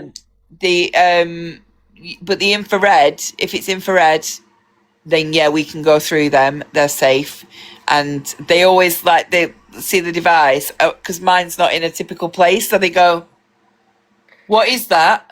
And I go, "That's the device. Why is it there?" It's You have to explain what it's different. Yeah. I have an It's like, SICD card. what you just said about them not asking for proof and stuff. Yeah, It's a never. bit like I went on Eurostar to Paris. I was sat on my chair and they wanded me because obviously going through the machine, I can't do that with my chair, so they had to Yeah, manually that's wand me right. and search me. Barely looked at the chair.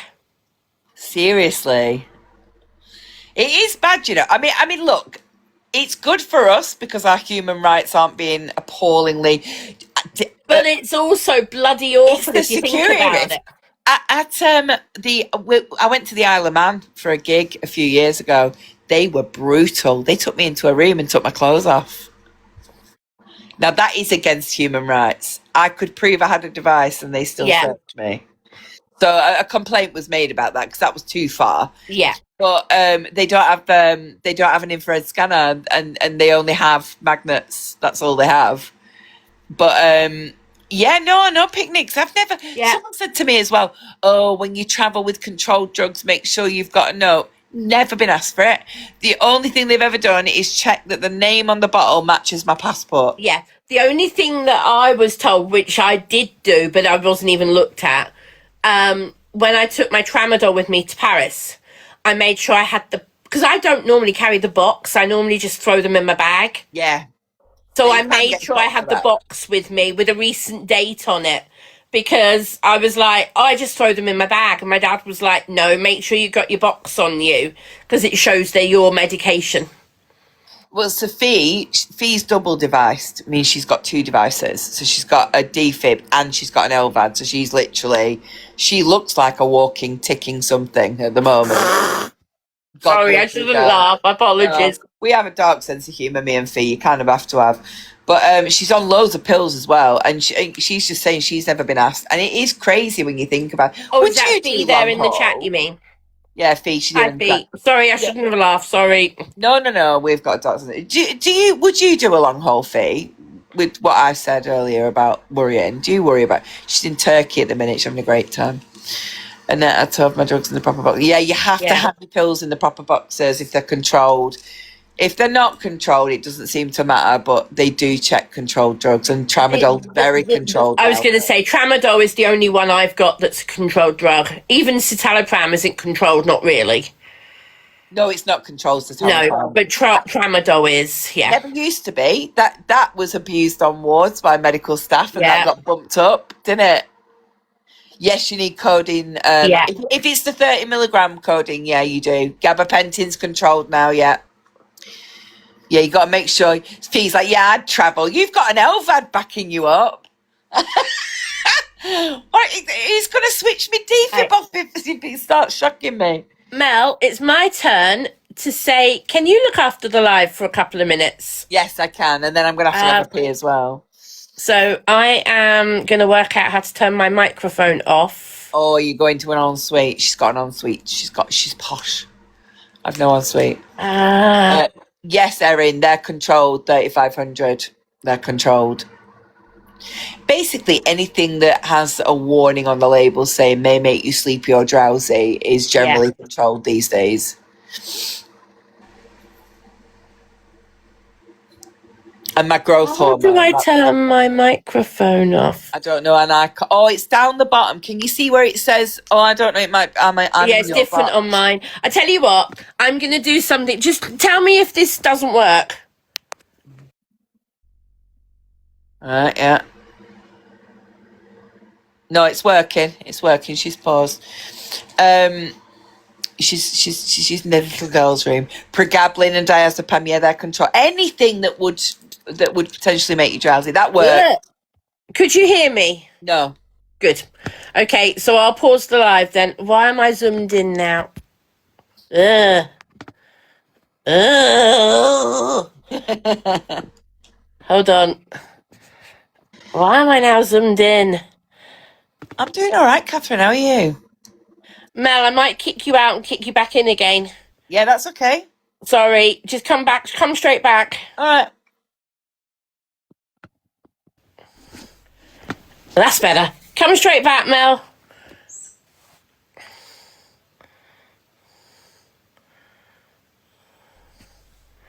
Where's she gone? There you go.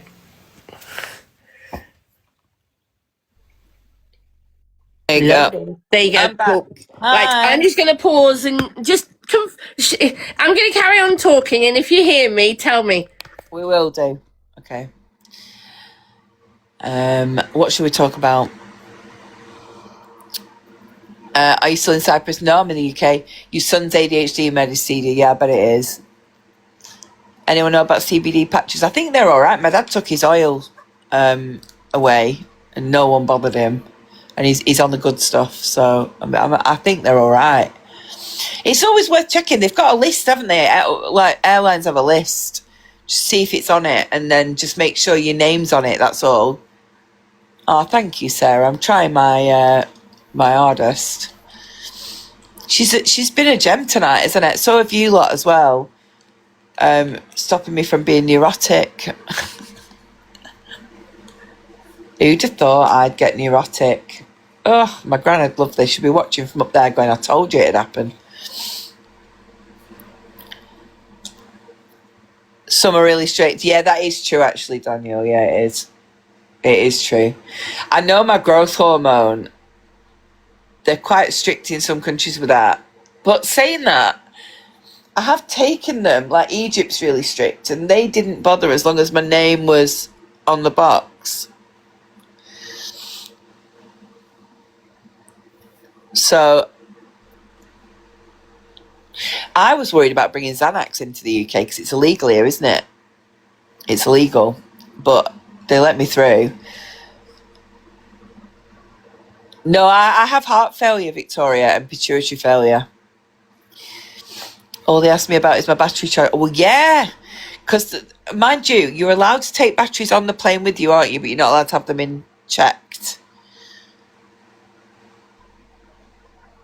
So they would ask you about your battery charger. For some reason, Turkey really didn't like pregabalin. Oh yeah, pregabalin's like significantly controlled now, isn't it? Because people abused it. I believe I was reading an article about pregabalin. It's not a drug I take, but it was prevalent in prisons. So they had to control it. It was out of control. Yeah, my mate went on holiday once, and she made the catastrophic mistake of putting pills in her suitcase, and her suitcase went missing. I never, ever, ever, ever let that bag out of my sight, ever. But they let me take cocodamol. That is CD. It's strange. Pregabalin, it did get levelled up, though. It really did, because it was being abused so much. I think it depends. Like, do you know codeine in Cyprus? You can't get it. It's not even prescribed. They'd rather prescribe you something else because they had such a pandemic with it. So, I mean, each country's different, but I don't. You can take Cyprus into codeine into Cyprus, but they're so strict about it. that you need to have your name on it.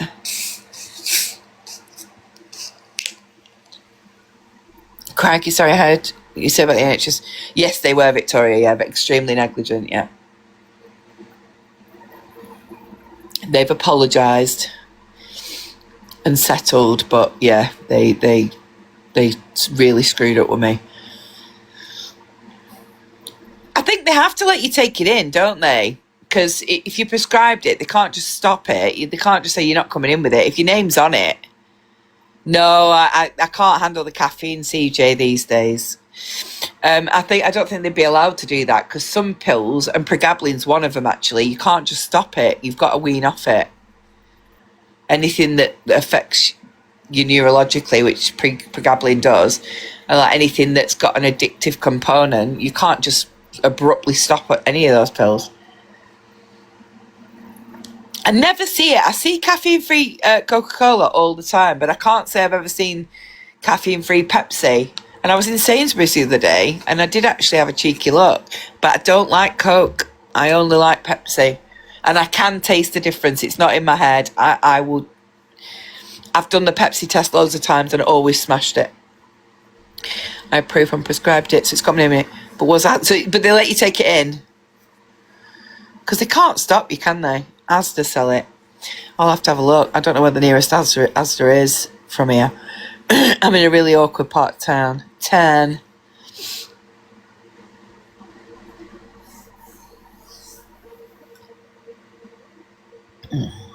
I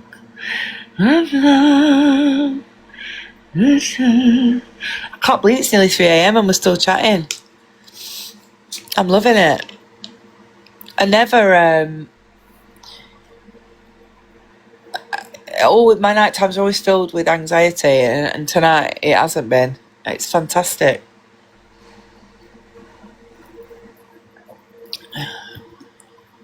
Oh yeah, because you're over there, aren't you? Didn't even notice the time. No, Neil. Why are you awake, Fee? Is it really hot? Is it uncomfy hot where you can't quite get to sleep?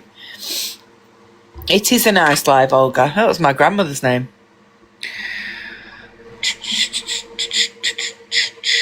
You're nocturnal. Me too. Me too, mate. I reckon it's because we worry so much at night time, and during the day, the houses are busy, people are busy, and we feel more safe to sleep. I've always believed that, because I never used to be nocturnal. I used to like a really good restful sleep, and now I can quite easily stay awake till 5 a.m. and then crash out and sleep late. When I'm at home, I do that a lot as well. Yeah, it is, isn't it? We need to swap numbers, me and you. I know I keep saying it, but we really, mind you, we might scare each other. What you worried about tonight? Well, I'm worried about this, yeah, me and all. One of us is going to have to be sensible. Like, right, it's my turn tonight, Mel. I'm going to panic tonight. Right, okay, I've got you tonight. I just can't sleep as my pain is worse. No, it's a real, pain getting worse at night. It's because of reduced oxygen levels.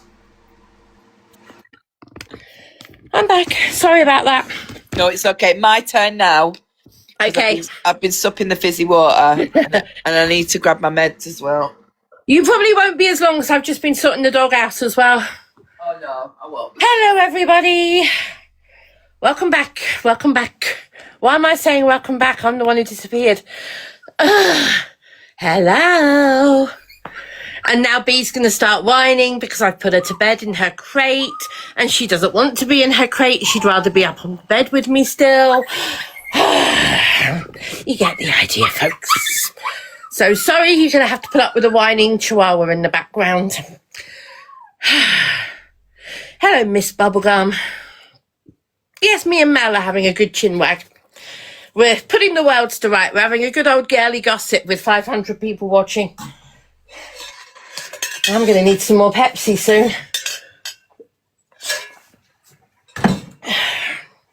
That can wait till the morning. I just got my nightly pint of water.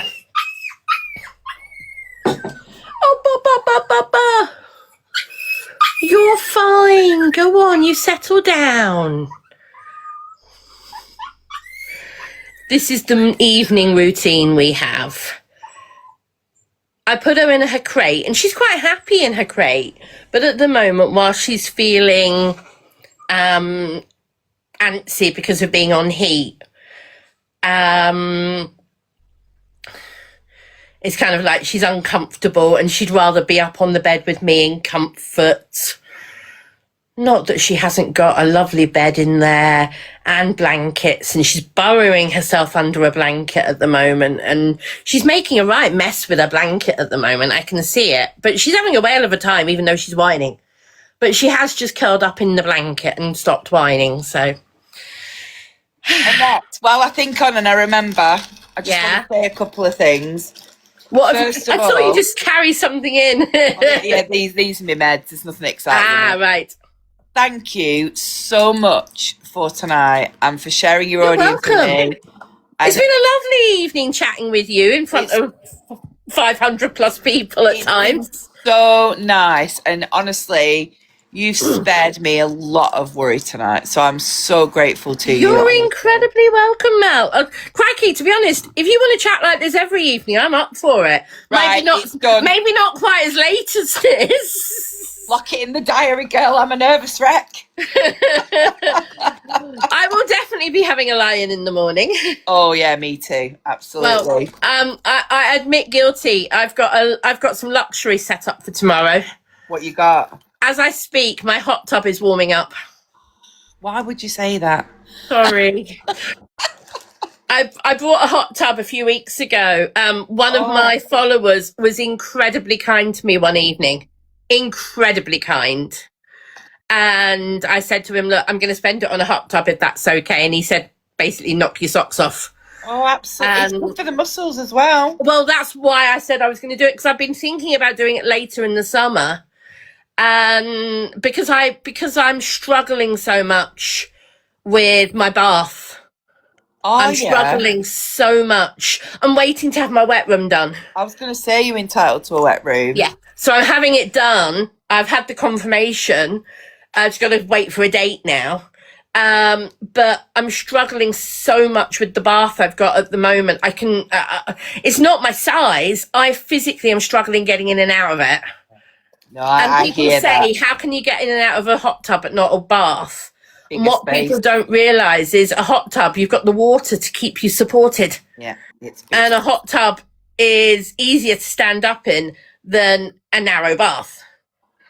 It's just ignore everyone. I'm doing my best. I will train you if it's. I'm doing my best, Mel. Mark my words, right? Listen, if we start doing these night lives, but you won't recognise her at the end of it. She'll be like, yeah, whatever.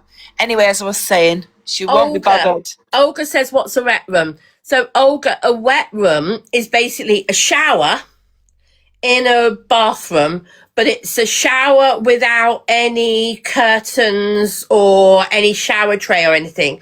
You have a hole in the middle of the room and all the water drains into the hole from all directions. You can have a seat put in as well. My mum had one of them put in. Well, the council have told me they would provide me, the occupational therapists from the council have said they would provide me with a basic shower stool that I can buy on Amazon for 20 quid.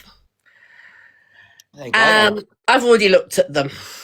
What I need is one of these benches like you can get in the gym, something that's really hard wearing, that bolts onto the wall, that folds down. Yes, and you can have a shower sat down properly with one of them. If you tell OT that that's what you're planning to do, say, I'm thinking about getting one of them, they'll go, oh no, we'll do it. Because they panic that you'll get one that breaks. Will they not do it? They won't do it. I've already tried. I've already asked them, and they said, if you want to do that, that's fine, but you have to do it yourself. Oh my God, what is this country's gone to the dogs, man. It's gone. Since when? They'll do the wet room for me, but they'll only provide me with a £20 store from Amazon. Wow. Not that I'm not grateful for that. I'm grateful for that. I'm incredibly grateful they're doing the wet room for me. So yeah. Yeah, my mum. I mean, my mum's a lot older than us, obviously, and she struggles with mobility. So they put it's a fold down chair, but she also has one of the old. No, Jack, you're so wrong. They treat disabled and elderly people so much better in the rest of Europe. Believe me, I've seen it with my own eyes. I'm going to disagree, Mel. Really? When I was in Paris, the disabled accessibility. Now, remember, I'm not talking about councils and governments. I'm talking about access. Right. Okay. Public transport was a bloody nightmare. The pavements were a nightmare. Oh yeah. I know in Spain they're brilliant because I've used the scooter myself in Spain. I'm purely talking about France. Oh, right. Okay. So I can't comment on Spain. Never been there on a wheelchair. In Cyprus, they're so on it. Like, if you've got a disability and you've paid into their system, you will not suffer. They won't. So here's one for you. Public toilets in Paris. Right. Not just Disneyland, but everywhere I went, the disabled toilet is in the main toilets. Oh, is it? My last time I went to Spain, France, there were holes in the floor. Is it still the case? No idea. Certainly not for the ladies. It's not. But the thing is, if you're in a queue, and there's 20 people in front of you, and then when you're coming out of the toilets, there's another 20 people queuing to get in. Jesus. How do you get past with a wheelchair? No, it's a nightmare. I told you about my issue in the UK though, didn't I? At the train station, the disability issue that I had. Is that needing to use the disabled toilet and somebody grumbling about it? So yeah, because I didn't look, obviously. Yeah. A lot of people get that, and it's so wrong. And I am not the sort of person that will confront someone like that. My mate did it. She went, "Oh my God, are you for real right now?" And she starts listing everything. And this woman went, I'm sorry. I'm like, it's fine. She went, it's not fine. Because I don't have a card, which I need to get because I'm spending so much time here. You know, the card that gives you... Get a sunflower lanyard and do it like everybody else. Yeah. Sorry, I know some people swear by the sunflower lanyard. I know some people swear by it, but I know how many people misuse it, and that's why I'm not a fan of it. Yeah, I mean... The sunflower lanyard before COVID was brilliant. Yeah, was it before COVID or was it just after? I'm trying to remember now, actually. When the sunflower lanyard first started, was it before COVID or after COVID? I can't remember. Was it not rolled out? I mean, I know people used it before, but was it not really rolled out in COVID to explain why you weren't wearing a mask? Yes, that's what I mean. That's right. Yeah. Yes. So before COVID, that's why I was just doubting my own brain. Before COVID, the sunflower lanyard was used by people who really needed it. That's right. After COVID, so many people had it because they didn't want to wear a mask and they carried on using it. It is true, is that they carried. It's not they couldn't wear a mask; they didn't want to wear a mask. Yeah, it's true. It was so badly misused because anybody can buy a sunflower lanyard. Anyone can buy one. You don't need to prove it. You don't need to prove it. No, you can just order them online. You order them from Amazon, I think now. Well, that's interesting. And that's the thing. I feel it should be something that has to be shown that you need it. Pumpkin, it was started here in the UK airports to show that people needed help in the airports. And show it's literally a green lanyard that hangs around your neck with sunflowers on it. That's literally what it is. And I believe it started at one of the airports. Then supermarkets started using it. And it became known as something for people with disabilities to show that you might need extra help. So people with hidden disabilities. It's now like the flagship of hidden disability, isn't it? It is. But the problem is people get it regardless of whether they genuinely need help. I'm really this is a really interesting conversation for me because Did you think you had to prove to get it? No, no, I didn't. Right. I I've only ever been asked to prove my disability once. Oh, no, no, Only no. I once. don't mean you prove it. I mean, the lanyard. Some people think you have to prove you've Yeah, got a disability to get it. I think I did think that they were issued by local council. You know, like the Blue badge. that's the one. Yeah. So So there is now a card in the UK that you have to prove you've got a disability to get. It's called the Access card. that's the card that I need. I need Yeah. the access The card. Access card. You need to go onto the Nimbus website, and there's a whole list of things that you can prove you have a disability to need the Access card. For you, it would be medical documents because you don't have PIP. Yeah, I've got loads of medical documents. Yeah. But it's the for me it's the Juicy, if you've got a disability that you might need extra help, I do have an Access card. It's called a Nimbus card or an Access card. It's a UK available card.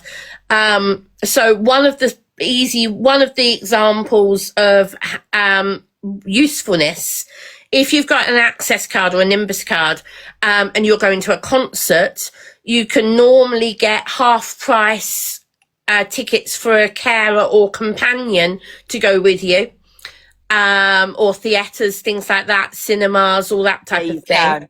And But also it's a the proof. toilets. Yeah, toilets show you've got an access issue, show that you might need a loo fast or something like that. Leo, if you call me that, you will get blocked. That is not my name. My name is Annette. I also answer to Luna. Yeah, some places do give free. Do you know what's pissing me off at the minute, right? When I go to Disney, Yeah. I can't go on anything, but I've got to buy a ticket. Yeah. Mel. So Paris has a scheme. I don't know what Florida has. I'll do some research for you if you want me to. Yeah, I do, because it's annoying me with that. Paris has a disabled ticket you can get. I didn't bother because by the time I paid for my hotel, paying for the ticket on top of the hotel was stupid. It was cheaper for me to get the package rather than ticket and hotel separate. So it depends where you're staying at Disney. If you're staying at a resort hotel, you're probably better off just buying it. No, we're not. If you're staying off site, then yeah, you may. I don't know. I know nothing about Florida, so I can't answer it. There may or may not be a discount ticket. It is really bad because I mean, if whenever I take the kids to a theme park, I literally can't go on anything. Can you go on It's a Small World? Probably not if there's magnets involved. No. Oh shit! I forgot that. So you can't go on anything, but then I'm paying full price for a ticket. Yeah. And how is that remotely fair? But when I go to theme parks in the UK, it's actually pretty cool because I literally just flash my my SICD card and they go, "Oh no, you don't need to pay. Go in." What's an SICD? It shows you've got a device. Oh right.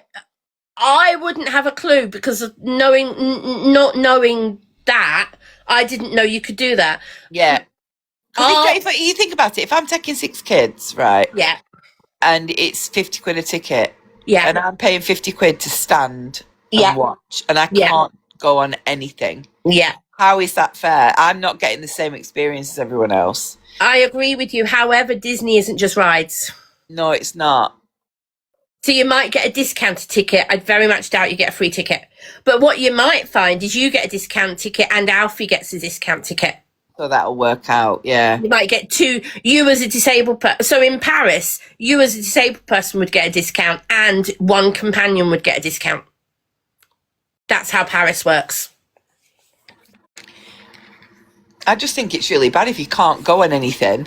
Like when I go to Waterworld, yeah, can't go on anything. Waterworld? It's in Cyprus. Okay. The water park. Can't go. Okay. The only thing I can do is the lazy river. I can do that. Yeah. And even then, I can't do lazy river in summer when they use the cold water cannons. I can only do it because you can't go cold shock. Yeah. Right? So they like, yeah, you go in because they can't go on anything. Yeah.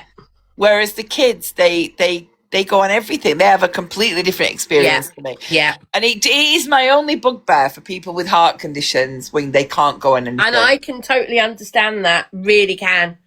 Yeah, totally get that. Totally. Can you imagine if we did and we started getting shots 20 foot in the air? They'd soon complain then, wouldn't they? Well, you shouldn't have done that. Well, I paid. I fancied it. Do you know what I mean? Get my money's worth. No comment. I'm saying nothing because I don't know enough about your situation to be able to comment, so I don't want to say anything.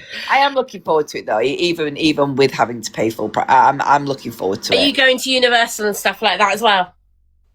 Have you not got your card?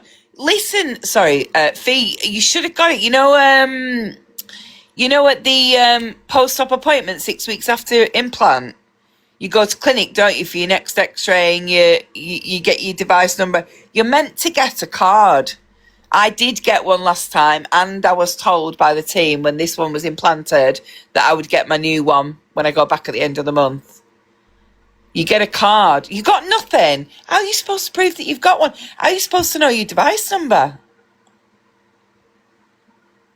Yeah, it's a little laminated thing, and it says device model, device number, name, and then on the back it says implant date and the hospital that implanted it. And if there was a problem, you call the hospital. Or if it's found or we're found, they call the hospital. Yeah, it's from the NHS. Yeah. Okay, I've just Googled this. Walt Disney World does not offer specific ticket discounts based on National Disability ID or S-ICD card. Instead, Disney focuses on accessibility and accommodations through their DAS service. Yeah, I've heard things about the DAS service already. If your goal is to find ticket savings, you should look to book through an authorised broker. If you have disability access for our SICD disability in the parks, because an SICD is an implanted medical device, be aware theme park metal detectors and ride magnets may interact, blah blah blah. I think you know all of that already. It basically says it's the DAS scheme. And I've heard plenty of mixed things about Florida's DAS scheme. So I don't know much at all, Mel, sorry. I'll try it, because one thing we probably should know, I'm guessing a lot of Disney stuff is animatronic. Yes. So I'm guessing we should know which ones we are allowed to get close to and which we're not, because it depends on how strong the magnet is. I mean, my immediate assumption for It's a Small World, if you go on my videos and see the It's a Small World video, you'll see that you're sat, and it's the same in every park, you're sat in a boat, and the dolls, the dancing dolls, the animatronics are 2 meters either side of you. They're not right up close to you. But that boat's on a track, isn't it? It is. Which is magnetic. Don't know. Yeah, the chain. I'm not sure how it's done. I'd have to check. I'd have to have a look. Yeah, you need your device card. You have to have it, Fee. I wouldn't have a clue, Mel, so I'm going to say do some research, because I wouldn't have a clue. I'd have to have a nosy and see. I mean, I'm sure other people with devices have I'm sure they have. I saw your video of that and thought I could do that one. There's no shock, is there? It's all lovely. And I looked at the other one that says people with heart conditions can ride it, but not with devices. Is the water one, the Splash Mountain, what was called Splash Mountain.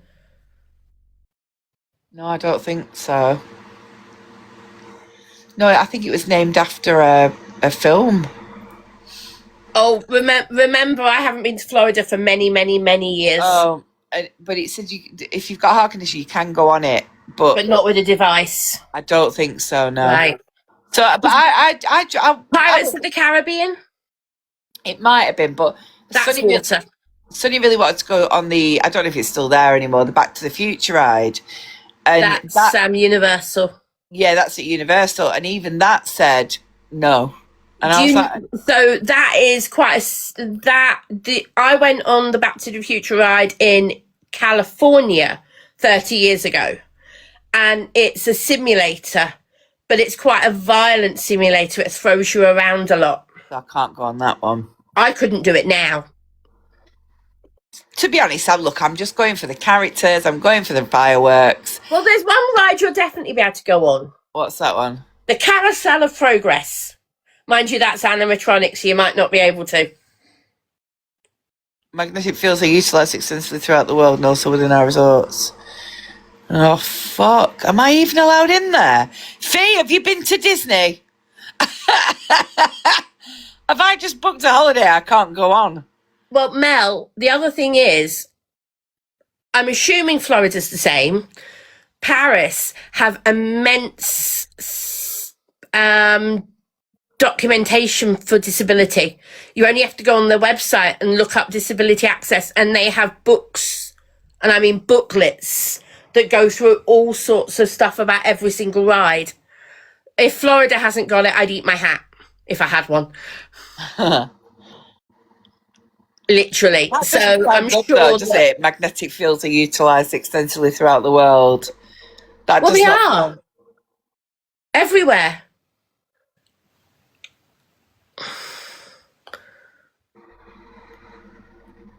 Oh, it is safe to ride Small World with There you pacemaker go. or defib. It isn't known for a powerful linear induction magnet. Excellent. Anything else, or is that it?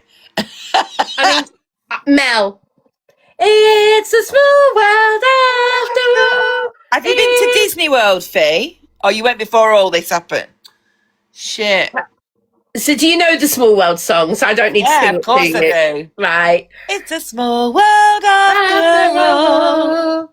There is just one moon and one golden sun, and a smile means friendship to everyone. The mountains are wide and the oceans divide. It's a small world after all. La la la la. I watched you sing it as you went round. You were in your element, weren't you? Well, see if you can beat me. I did it 12 times in 1 week. Yeah, I'm never going to beat that. It just says that magnetic is no different to household instruments like hoovers. I can use a hoover. Oh, is there actually? Thank you, Harley. I'll have a good nosy. Yeah, I can use a hoover. Yeah, that's So what I that's was good. meaning. That's what I was thinking. Because on the Paris one, you've got literally books that tell you information about every single ride How and stuff. powerful it is. So I'd be surprised if there wasn't the same for Florida.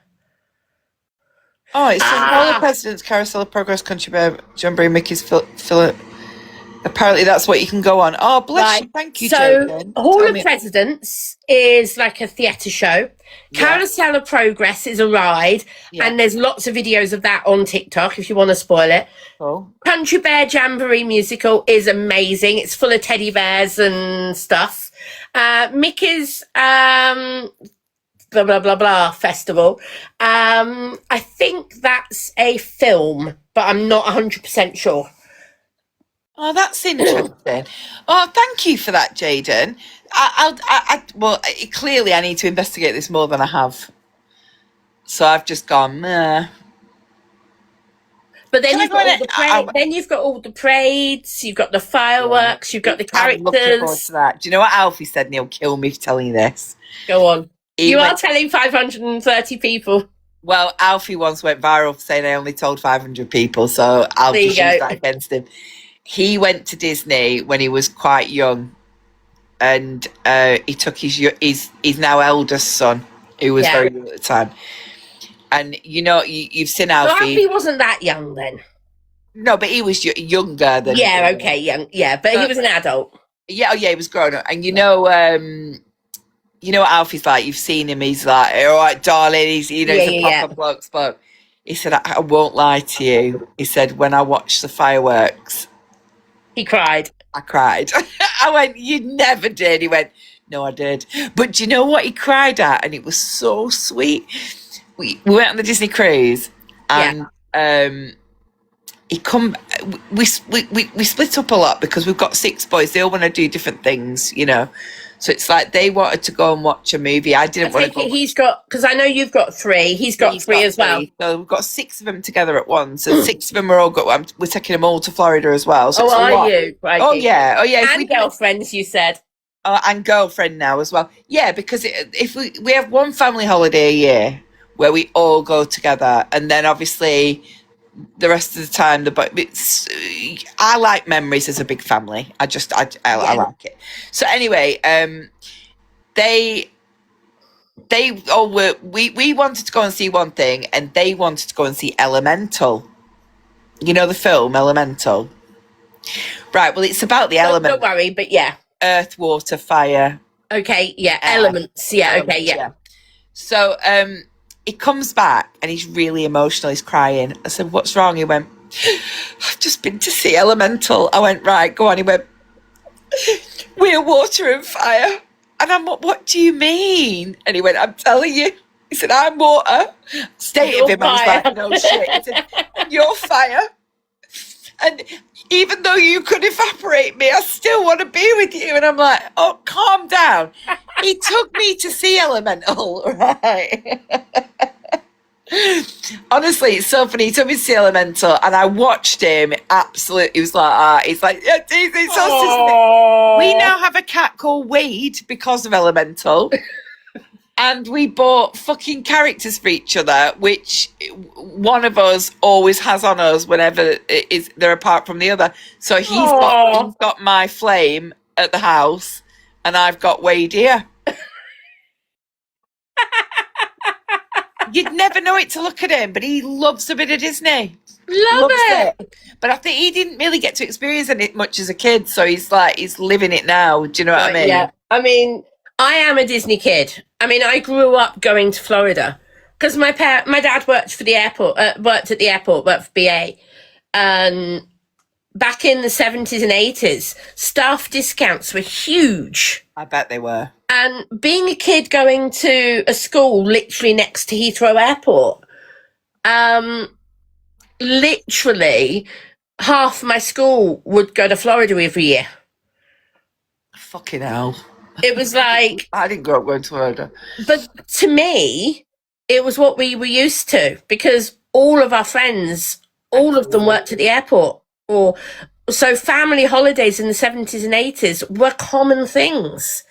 And this is before the days of the package holiday, remember? Yeah. So it's what I grew up knowing, and I didn't know it wasn't normal. Do you know, it's funny that you say that. I mean, we didn't do Florida. My mum and dad were interested in Disney, but I did, and it's funny what you normalise among yourselves, because I had no idea that it wasn't normal to go on overseas holidays when I was a kid. No idea. Neither did I. That's what I mean. And it was only when I think I was about 17. Yeah. And I invited one of my friends to come on holiday with us. And she was like, "What do you mean?" I was like, "Yeah, we're going to go Egypt. You know, the family like it there." And she's like, "I've never been on holiday before." And it was a real shock to me. It was an eye-opener. Now, my parents weren't loaded by any stretch of the imagination, you know. I'm what you call a proper working class rooted family, you know. I'm proud of it. But they managed to make that work, and obviously now, I mean, the package holiday came out with teletext. That was the first big thing. Oh yeah. And everyone was doing it. Everyone was going away for like you could get a holiday for like 50 quid, couldn't you? It was madness. Yeah. And CFAX and teletext. It was insane. You could get a really cheap holiday.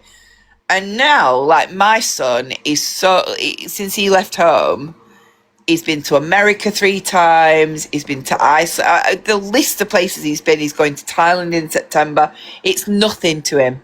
Yeah. He'll ring me and he'll just go, "Oh yeah, I'm thinking that they were amazing. I'm thinking that we're probably just going to go to China, I think. And then in the new year, maybe." And I'm like, sat there going, "Oh, right, great. Enjoy, won't you?" Thinking, and Jesus Christ. Less than 20 years ago, China was incredibly difficult to get into for a holiday. Now, you can go there for okay, you can't just walk in, but you can almost. But his girlfriend works for an airline, so Right, yeah. I shouldn't really be talking about this. It's not my business. But they fly for free. All they've got to pay is the tax. Yeah. So her flights to the UK cost her like £100. Airport taxes and stuff like that. Yeah, and Reese flight, because they're in a serious relationship now. He's now also on the same plan, so that they do. It's worked out well for them because they're long distance, aren't they? So I mean, without that, they'd have probably been screwed. Yes, there is a Disney in Japan, but I can't tell you if it's Tokyo or not. Yeah, I know there's a Disney in Japan. I'm in the Republic, Dylan, Southern or the Republic. But listen, my girl, I'm gonna have to go. It's all right. I was close to saying the same thing because I wasn't planning on for being on for months. How long have I actually been live? Hold on. You realise we've been talking for nearly 4 hours because you came into my live not that long after I'd started. Time flies when you're having fun. It does. It does. It's not felt like 4 hours. It doesn't feel like 4 hours. It's been an awesome chat. It really has. Lovely, and thank you. I really appreciate it. Hey, and you're welcome. I'll be around tomorrow night if you're around tomorrow night. I will be, but whether I'll be up for another 4-hour marathon. No, I think we'll have to be sensible, won't we? We'll be sensible. But yeah, just let me know. If you're not, don't worry about it. But if you are, I might be. I mean, basically tomorrow I'm going to sleep in, and when I do wake up, I'm hitting the hot tub. So. Oh, fabulous. Oh, sounds blissful. I'm going to go and lie in the hot tub and relax for a while. I don't blame you, girl. Don't blame me at all. Then I'll be coming in and trying to wash my hair. Oh my God, I tried the one thing I can't do is wash the hair in the hot tub. No, you can't. Yeah. Have you seen those caps? Just quickly, those caps you can buy now. Caps? Yeah. There's caps. So I'm not allowed to shower at the minute, so I'm having to do washing. Yeah. Strip wash. Yeah, and I needed to wash my hair the other day. I did actually manage it, but my friend bought me the cap. Is it like dry shampoo? No, it's not. I don't know what the fuck it is. You put a cap on. Yeah. You leave the cap for 30 minutes. Yeah. It's no rinse. Yeah. And your hair's immaculate. So it's like dry shampoo. There's no water involved. This is dry shampoo. Yeah. But this is something else. I don't know what it is. What, you don't even massage it or anything? No, you massage it in. Yeah. So it must be something similar to a dry shampoo. But yeah, she says it's great. She had surgery and she used them. So that's worth a look. Because there are days when, let's be honest, when you've got a really bad illness, or you can't be arsed. Well, I'm not being funny, Mel, but I haven't washed my hair for 2 weeks because I haven't had the energy. People forget about stuff like that. Yeah. Oh. And it's mank. My hair is mank at the moment. But the thing is, I'd rather spend my energy doing other things than washing my hair. Yeah, it's the spoons, isn't it? You haven't got enough of them. Exactly. Shez says it heats up on your head. You have to warm them up. What is it?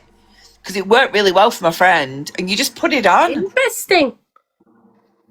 Well, if anybody knows what it is and wants to message me the details, please let me know. Because I fully relate to that. There are times when I'm just like, do you know what? No. Don't want to know. Yeah, not worth definitely. It. Right, young lady, because you are younger than me, so I'm going to say I'm buggering off. Right. Lovely chatting. It has been an awesome evening. It has. Thank you. I hope everybody has enjoyed it. If you do not yet follow Mel Moon, hit her up right now. This is your chance to hit Mel Moon up. And if you're from Mel's and don't follow me, this is your chance to hit me up. So there you go, guys. Hit us both up. Follow us both. And you never know, you might see some craziness at some point. Yeah, I'm sure they will. I'm sure they will. With two middle-aged women, it's not going to be hard, is it? It's not going to be hard. And I don't know when you're going to be well enough, or when I might be able to, if I might be able to travel up to you. Problem is, if I travel up to you, I've got to do something with Luna and B. You don't have to do something. Well, I mean, B can come with you because this is dog friendly. Right. Okay. But obviously I'd have to do something with Luna. Yeah, because she it's not fair on her. It's the travelling, let alone anything else. Yeah. I wouldn't drag her up on the train that far. I mean, I do take her out on the bus, things like that, but not all the way up north on the train. No, it's But by the way, do you realise I've never been to Blackpool? Oh, you'll love it. There's arcades. And there's arcades. There's On the arcades. Blackpool And Tower. there's some decent chippies. Oh, Blackpool Towers, they've got a nice ballroom up top and it's accessible. I've gathered. It's quite nice. And there's that show, drag queen show place. Funny Girls. Funny Girls. I really want to go to Funny Girls. I haven't been there for years. Absolutely years. I really want to go because I've seen loads about it and I want to go. Yeah, I've not been there for so long. But There's loads of shows. would your heart hold off for it? Yeah. There's absolutely loads of shows to see in Blackpool. That's the one good thing Blackpool has loads of, which is live entertainment. It's got loads. Fair enough. You can educate me, Mel. If I came up educate to you for a few days, you could educate me. I will show you the ways of the northern people. Is there a travel lodge or something nearby? Yeah, there's loads. Oh my God, it's Blackpool. It's covered in them. Cool. I mean, nearby to where you are. Yeah. Cool. Yeah. Cool. Right. I will love you and leave you. Have a love. Actually, no, hold on. You're in my box. I'm gonna have to kick you out first. Kick me out, and I will see you I'll see you soon.